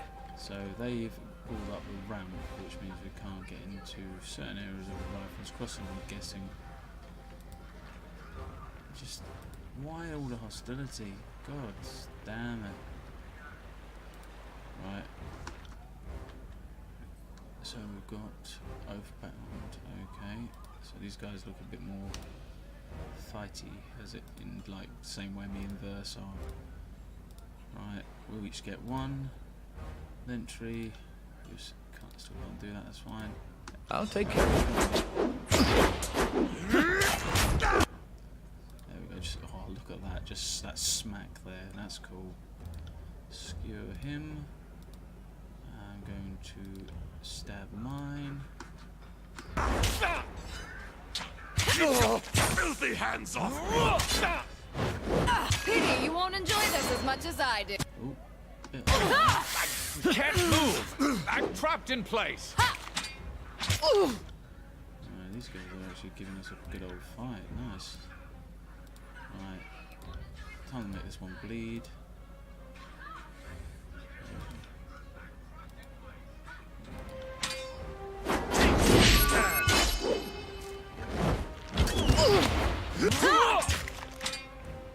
Keep me up, my friend.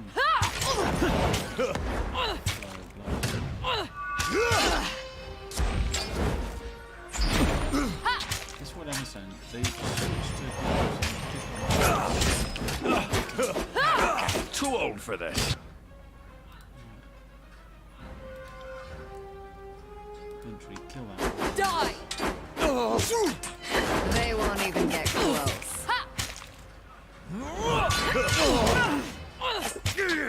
Will do.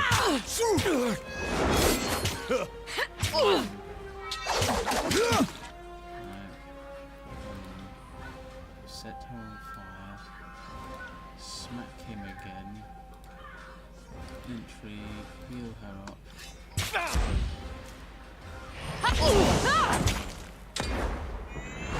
Smash to pieces! For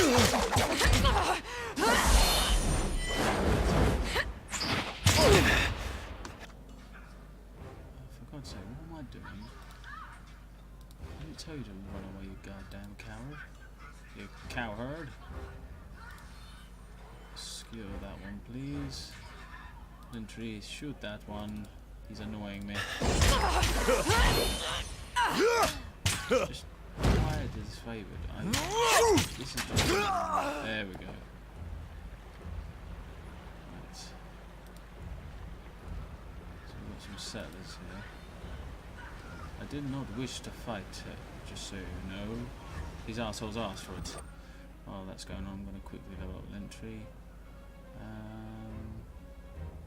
It's probably his accuracy. No. His health bonus. There we go. So it's at 0 now, not -1. -5 it was at. And Arcane Judgment empowers the Watcher's judgment to strike foes near the target with an arcane attack. Enemies have their endurance, will, and magic defenses reduced. Oh, cool. That sounds good, especially with the magic defenses being reduced. Right. Wait for my health to come back. Yes. Let's come back as best I can. I see. Found something. Found something good. Ooh. Some frozen shackles. So frozen burst. Oh, cool. Thanks for that. Will do. Right. So I came here. I wanted to come here more peacefully, but these dickheads didn't give me a choice.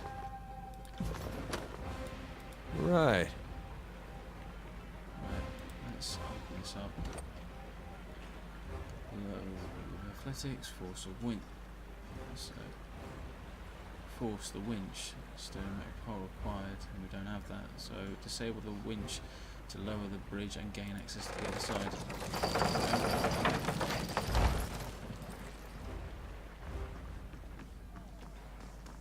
Right. I'm surprised Barrack doesn't have any words to say about this. After all, we are killing his fellows.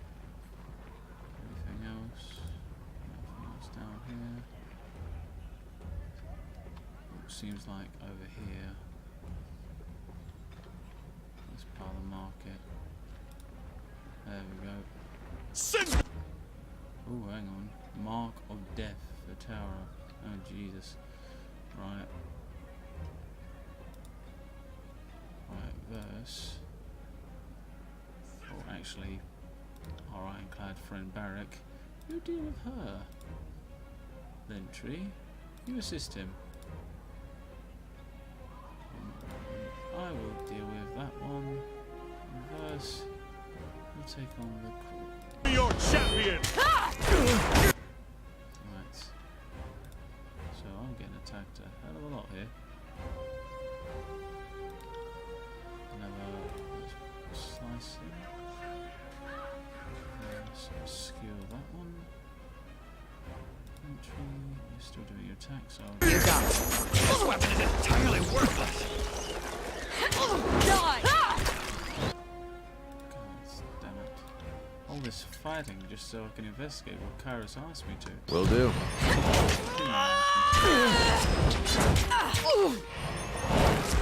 Second one. This isn't working!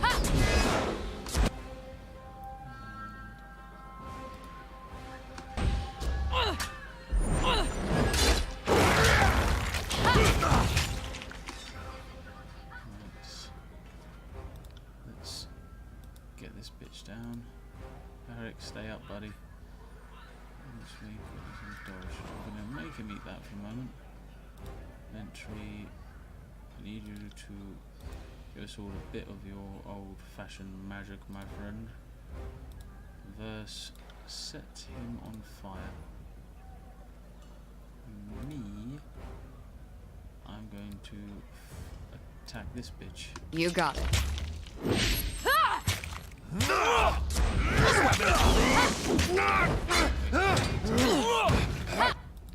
Come on. God damn. Right, so he's near death. That's not good. Let's try killing him. My armor is dented. Let me repair it. Nicely done. Right, so we all healed up a little bit there. Right, Lentry, keep using your magic there. At once. Right.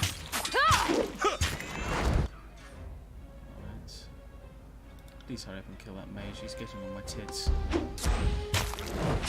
I require needle and You require needle and thread. I understand. bread. As well. These guys are elves, but they're not willing to give them. Lot of bloodshed. So, got that out of the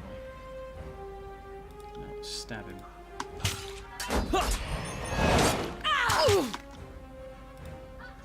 Set him on fire. And I'll step thrust into his back. Let's all just pick on the I'm on it. Very bad. I require needle and thread. There we go. Right, now all of us focus on her. Can't. Right, do that. Do your quill. It's a free quill attack. There, you skewer her. I will do a flurry of blows on her. And you do the iron toll. So if by mock. No, let's not do that. You attack her, keeping that one outside. She's like, God damn it, I get an attack from everywhere. Sons of bitches. Right, restore his health, please. While we keep bitch face busy. Consider it done. I require needle and thread. Archon, Damn it. lend me your strength. God damn it.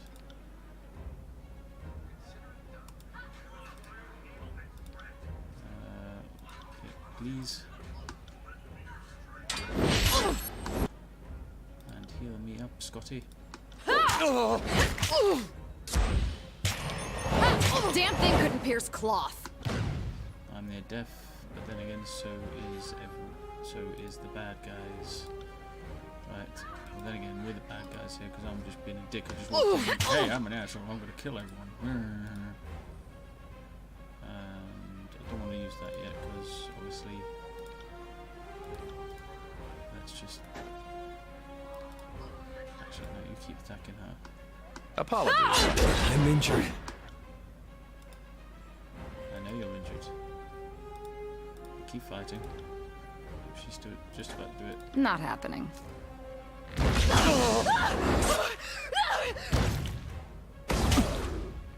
Right, so she's near death. Good. Keep stabbing her. You keep doing what you're doing. Obviously.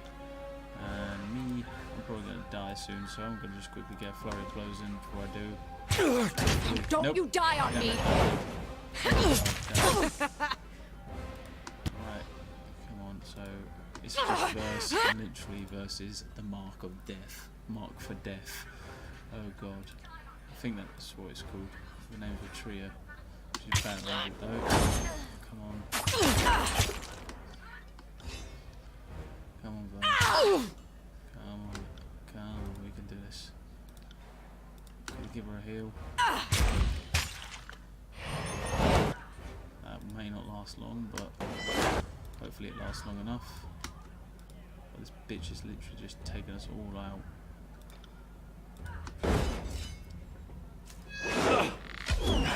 Too old for this. At once. This weapon is absolutely goddamn Is entirely shit. worthless. Come on, If I had kids, come on, Skewer. they'd be feeling that one. I had kids that were feeling that one. Fan. Die, you bitch. Damn it. No, she's Oh, close. now I have to kill you. God damn it. This woman. Damn thing couldn't pierce cloth. Holiness. Oh god, versus I'd better not wake shit. up dead. Bollocks. Alright, let's load. And oh, look at that. Enter Leviathan's Crossing. You know what? I'm going to just load from the Iron Horde Trail. We're going to start right from there because I'm sorry, that was just ridiculous.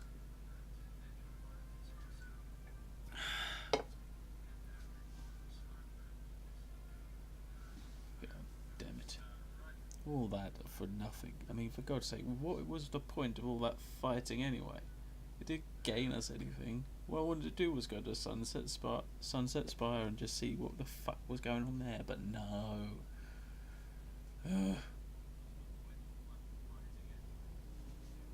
Alright.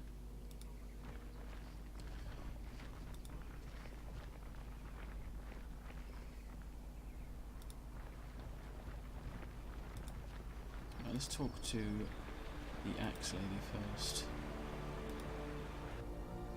A tall woman stands here, so... welcome to Iron Hall Trail, Fatebinder of Tunon.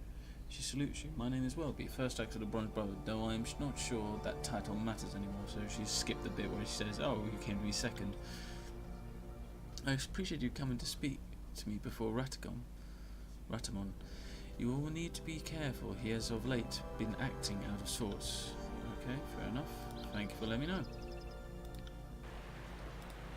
I'm just going to look what's in this knapsack. Don't mind me. Doop-de-doop-de-doo. Knapsack.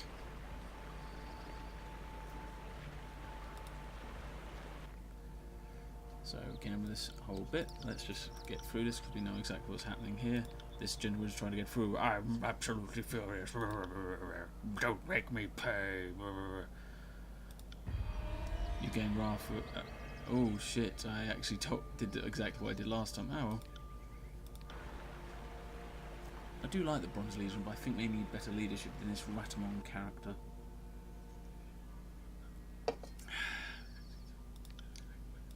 Come on. If you think you can get him to move, then do it. So the whole exchange again.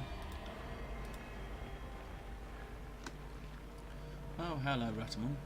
You absolute skinny little fuck.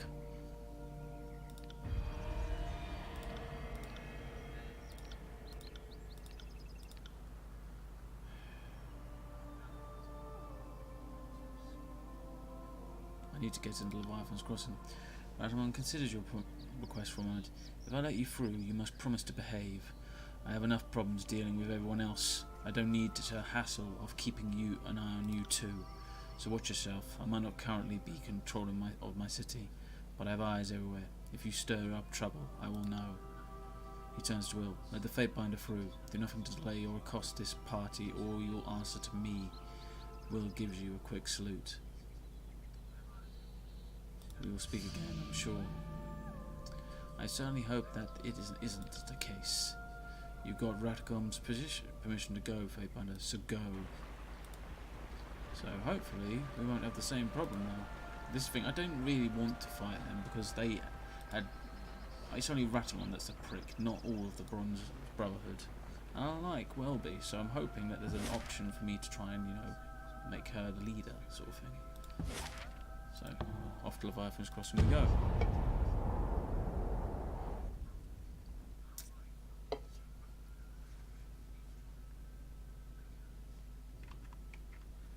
Just seeing how long I've been streaming. Okay, fair enough. Let us go back to a game. Da is good. Right. Oh, stop there, Fatebinder. Not another step. You are not welcome in Leviathan's Crossing. Fine, I don't need anything here anyway. Damn it, so we can't get in without causing more hostilities. Fine. We'll go see the coffin, see our friend, the voice of Narat then. But we can also go to the mountain spire, so let's do that then. Saying about why the mountain spire tower is far above. Why is it wanting me to go there though? Right, let's go just talk to the voice of Narat. He's probably been killing innocent civilians or something like that just to bide his time.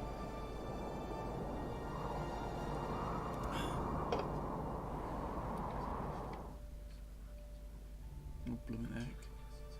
Oh yeah, because we killed the Archon of Stone. This is what he caused. He gave us little choice. He was literally rebelling against Cairo, so we had to literally put him down. Oh shit. And the Scarlet Chorus kind of took the area over after that. Very much like raiders from Fallout they are. Welcome to the Cacophony, Fatebinder. Narat said to be expecting you. Where can I find the voice of Narat? Northeast corner of the camp, near the only real building left. If he's not on his throne, he's wandering not too far from it. What can you tell me about the Cacophony? It's the main stronghold of the Scarlet Chorus in the Tiers. All chorus groups have some of their people here. Hordes, Scarlet Furies, Blood Chanters, Bloodhound, even the Beastmen.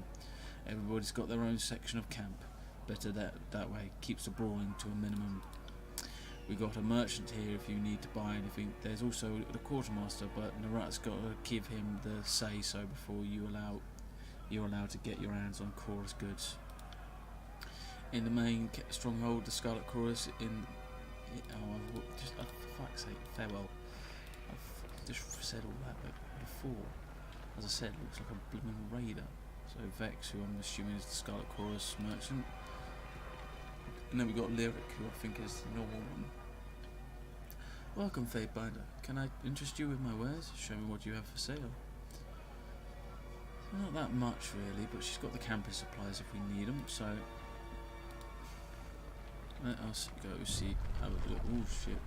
So this place is constantly shifting. So we've got bloodhounds, a brawl going on over here, Beastman wandering through the camp. Big Beastman. Fatebinder, a moment of your time, you will? So Rafra.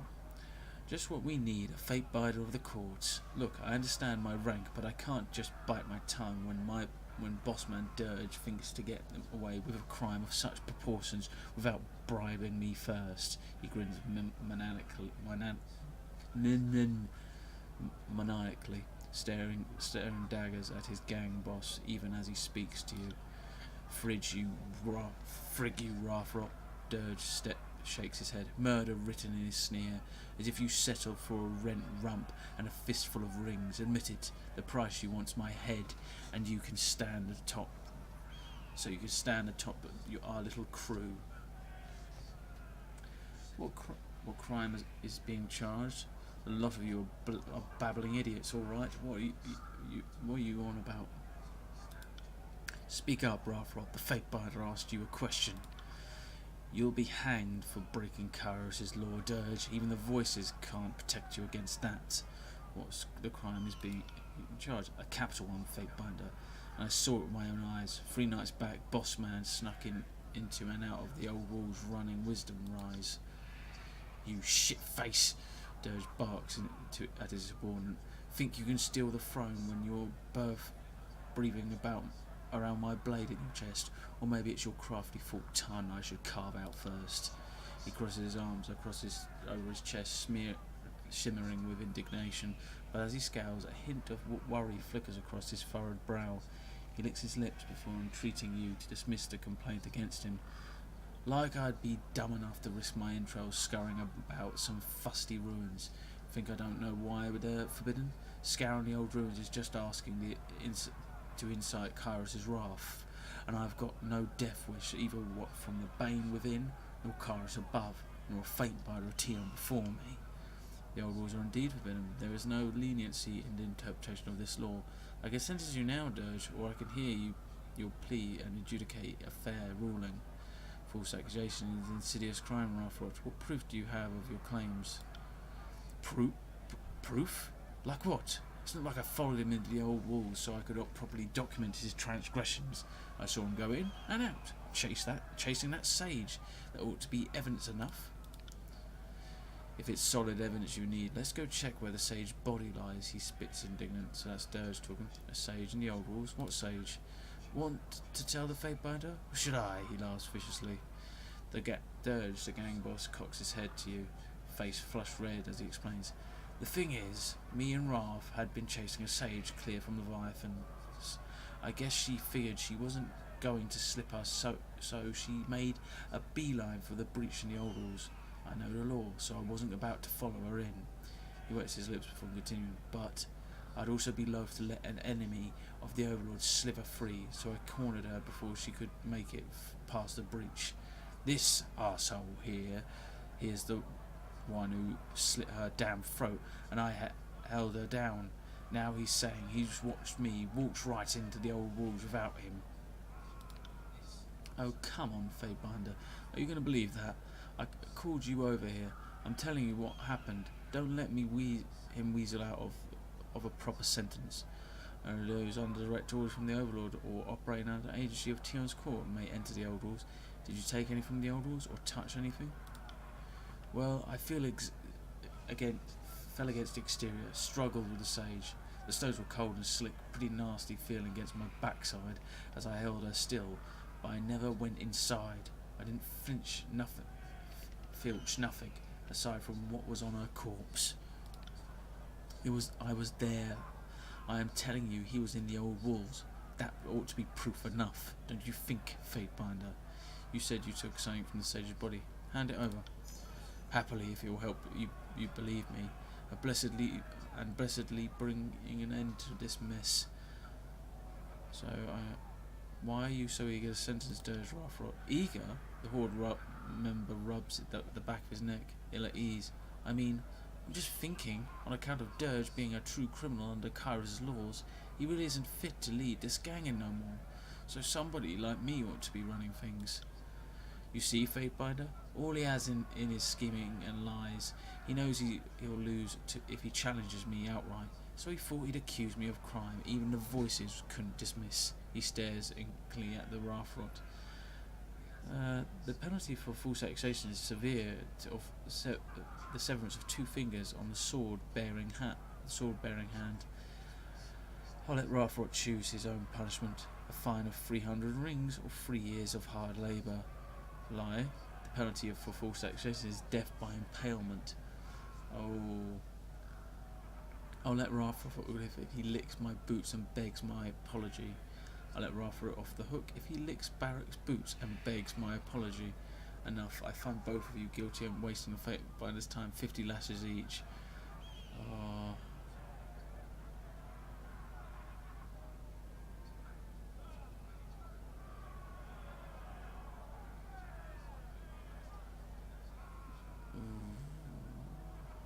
Don't want to do the 2 fingers because obviously I want him to still be able to fight.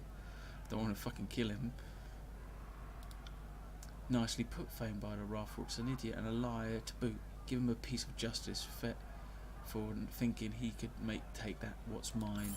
The Horde member curses, throwing a string of rings at your feet. He flicks a rude gesture at his boss as he stalks off. Damn you, Dirge, this isn't over. No, it is not, the gang boss agrees to himself. He thumbs the blade of a jagged dagger as he follows after Rafrot. Better watch it where you sleep. Oh, I got 300 fucking rings out of that, nice. Right, let's have a loot around, shall we? Good thing I keep a torsion wrench handy. Got some more healing potions and a greater healing potions, nice. Can't do that. Can't do that. Don't know what that was in my head there. Can't do that, Oh, it just makes me laugh. Fatebinder, hear me out from... Oh god, we're just going around getting asked to help with everything. Requiem. We've got a problem we can't settle, Fatebinder. When we plot against vile arson, we aren't agreed we'd split the spoils 4 ways. But now the rings, rugs and booze bottles are laid before us. Seems some folks feel entitled to more than their fair share. You want me to adjudicate a settlement between thieves? Thieves? We don't filch nothing. We killed vile arson and took his property by right of the Circle of Fifths. She nods. Lil Gnashing Nils is right. As our weakest, she earned a right to these spoils, most of all for the abuse of vile arson heaping on her over the years. I hear your plea if everyone is in agreement of my involvement. The choir woman nods. I certainly am. I'd like to settle this and put it behind us. What of the rest of you? I am also interested in this Fatebinder's ruling. As an outsider way in, surely then you'd see the greater weight of my contributions. One of the more timid Horde members ducks her head, scratching through the back of her hair. Are you sure? I've heard bad things about inviting the court's judgment. Once a Fatebinder gets involved, their ruling is absolute, isn't it? She glances at Requiem, and Chaos is reading their clues before she relents. Okay, I guess I'll go along with it. Last one shrugs. Doesn't matter to me. I already decided to give up my share. I just wanted the bastard dead. Let us proceed. Tell me what happened, and I'll determine how the goods should be dispersed. I'll hear you out, but know that my judgment may come at a cost. So I should go on, but I should tell you now. I'll know if you try to lie to me. The 4 exchange looks before one of them clears her throat awkwardly. Right then, guess I'll start us off. calamity Jinn. She cracks her neck and squares her back, eager to relay her part and to be done with it. We all got tired of being cut on and watching him torture Nils. So when Requiem suggested a plan, I was eager to lure him into our trap. She glances around and speaks a little softer as she continues. Had to use my finest hooch. I brewed it in a bronze boot I found on the battlefield, but after a couple of hours I had him nice and relaxed, stripped him of his armour and distracted him after that. That's when I snuck out from under the straw bedding. She runs her hand over the blooded marks of her skin, long dried and worn or out of pride. Arson never did anything, eat, sleep or shit without a weapon. But we'd hobbled him enough that I was able to hack him to ribbons. Eventually he started crawling for the flap of the tent, where Requiem had stationed me. He crosses his arms over his chest, standing broad and tall. I slit Arson's throat to end it, dismembered his body, and spent the night scattering his bits between the fighting pit, two latrines, and a salivating beastman. It was a bloody and long work, but it was damn worth it. The last gang member flushes and shyly turns. Oh, so this is Nils. Turns her face away under her scrutinizing gaze. I just stood watch a few tents down. I'm sure someone heard the screams, but no one came running, so it worked out fine. You each seem equally satisfied with the outcome of the events. Why are you fighting over the goods then? The Horde member rubs her chin, as if wondering herself. Finally she offers a carefree grin. Guess it's just in our nature. If we don't take what we can when we can get it, then who will ever get ahead? Who will lead you in Arson's absence? Without a moment's hesitation, a quiet girl speaks up, sounding more sure than she has at the entire exchange. Requiem, she saved us. Requiem. Chaos. He nods briskly. I'd follow these girls into the screaming jaws of death if they asked me to. I don't care which one's leading us when we get there. I made my decision. Come on, Fatebinder. The waiting's killing me. What's your call? She cracks her back, relentless. The majority of the share will go to gnashing Nils in compensation for the crime she suffered at the hands of vile arson, which reportedly motivated his death. The rest will be split evenly amongst you. The goods are to be split evenly, 4 ways, and this is the most fair and expedient resolution to your dispute. None of you are entitled to the wealth. You'll destroy the cash, and it's caused a squabble between you. Half of the share will go to Requiem, for her protection organisation of the mutiny. The other half will be allocated to cover my legal fees. For luring Arson into a trap, half the shares will go to Calamity Jinn. The rest of you will split even between you. Gnashing Nils. You ain't favoured with the Scarlet. The battered petite girl starts and stutters, surprised. Me? Really? But I... Hush, Nils. It's good and fair ruling. If I can't get my full share, I'd see it go to Nils anyway. She slaps the smaller girl on the back, a easy grin plastered on her usually stoic face. Chaos. He nods, satisfied with the ruling. I've got no complaint with it. Take what you're owed, Nils. Verse. Here's to hoping she buys some capable gear before someone kills her for all those rings. Oh, so there is some nicety into the fucking Scarlet chorus.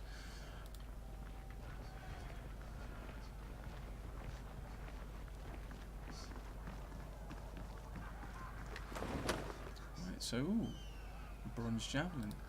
Cool. Right, let's see what else is around this camp. There's a pig. Why is there a pig? Oh, something's shaking over here. Oh, sickle notch. We need the bodies, you mooling pisser. Face red, veins popping in her neck. The Scarlet's fury screams at the horde clustered before her. She waves her arms wildly as she shouts, almost dancing like her agility, a blade clutched in her hands. Dance like in her agility, okay. Unlike you cocker pig nuts, these conscripts can survive a battle. Dalliance. One of the horde members spits a blackish mix of herbs and phlegm at the Scarlet Fury's chest. So they say to save their necks, but what's good the word of oathbreakers and cowards? furious and nearly faster than the naked eye can follow, she slashes and a return strike. A splotch of red blooms across the offender's spitter's chest, a match to a fresh sputum stain. The crowd tenses like a coiled spring ready to hurl themselves into a bloody fracas. Turn a blind eye to dispute. What's going on here? Fatebinder, yes. Fatebinder, good of you to come along. The Horde representative sneers and so Dalliance straightens himself taller, feeling self-important in the moment. You just saved this Fury's neck. I feel that unlikely Scarlet Furies don't surrender their necks to go to anyone without a fight. Your guts would have pulled around your feet before that happened.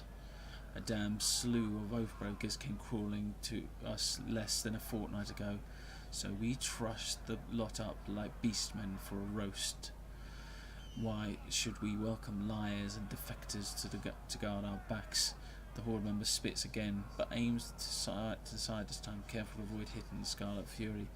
Come now, Fatebinder, you're a clever sort. Tell us your thoughts. You're to throw them in the pit. Let the lone survivor join us. It's the way to chorus, right, boss? The pit serves for merriment to the weed-out, fen-sucking weaklings like you. The Fury snaps at the Horde member. Turning to you, she adds, in case it would be but a waste of resources. These are part of the splinter that held off the disfavoured at Valerian's Well for many months. We would integrate them into my unit of Furies. You sure want me to weigh in? If I do, it'll be an official envoy of the courts, and irrevocable for all parties involved. The Scarlet Fury cocks a nod of agreement.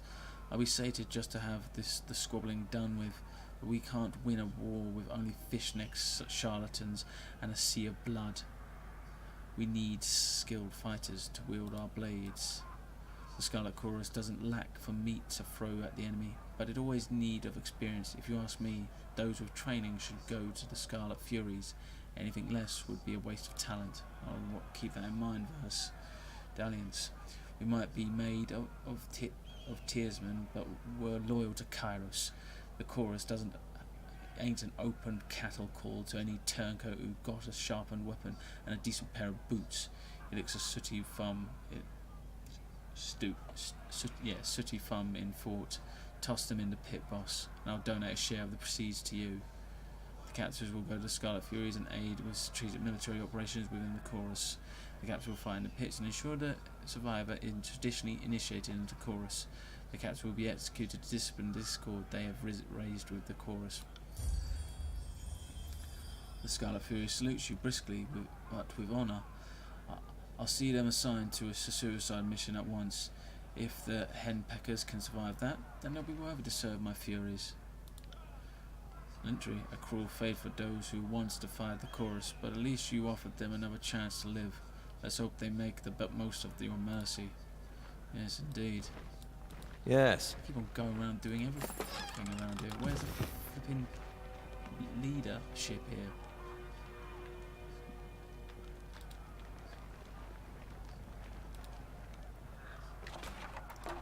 Right. Up here we go then.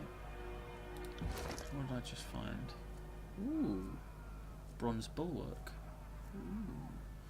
So that gives me +1 armor, more armor against slash and shock art, and the perk impenetrable. Let's put that there. So +15%, +15 parry while health below 50. Nice. And it does look cool on me. I look badass. House seal. The seal was made with care and attention to detail.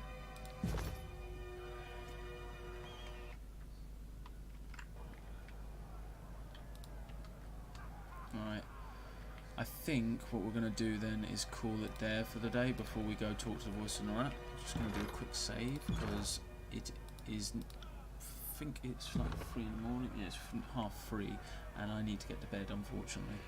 So it seems to have gone well. I'm sorry about all the faff at the beginning. literally just trying to remember what I do to set up when last week it all went to pants because of the internet. So sorry about that. I'm just going to take my headset off for this because otherwise I'm going to keep hearing the music in my head and I don't want that. Anyway, so that's where we're going to be calling it for tonight, guys. I'd like to thank everyone who watched, who was talking in the chat, and everything else that you did. If you did enjoy yourself, do click on the heart above and share the love, everyone, and you'll get notified of when my next stream is going live. You can also go down and click on the links down below to my Instagram and my Twitter, where I update when I'm going live quite a few hours in advance, so you can get more warning. You can also see some of my model pics if you're interested in that. Also, if you want to see more of my streams, I do upload them to YouTube afterwards. So if you want to see more of my streams, I've done some first impressions, which is me playing some games like Extinction, Frostpunk. I'm going to be doing a few more this week, and so you've got those to look forward to. I've got all my Fallout 4 streams, my other late night howling streams, which is where you can see the rest of my Tyranny playthrough, and all that other good stuff. So until the next time, guys, I've really enjoyed doing this. I am sorry about all the faff at the beginning. I hope this keeps on going because I've loved this journey so far, and I want to get more. I want to go further. So thank you to everyone who's got me this far at least, and I hope to see you in the next one. Bye bye.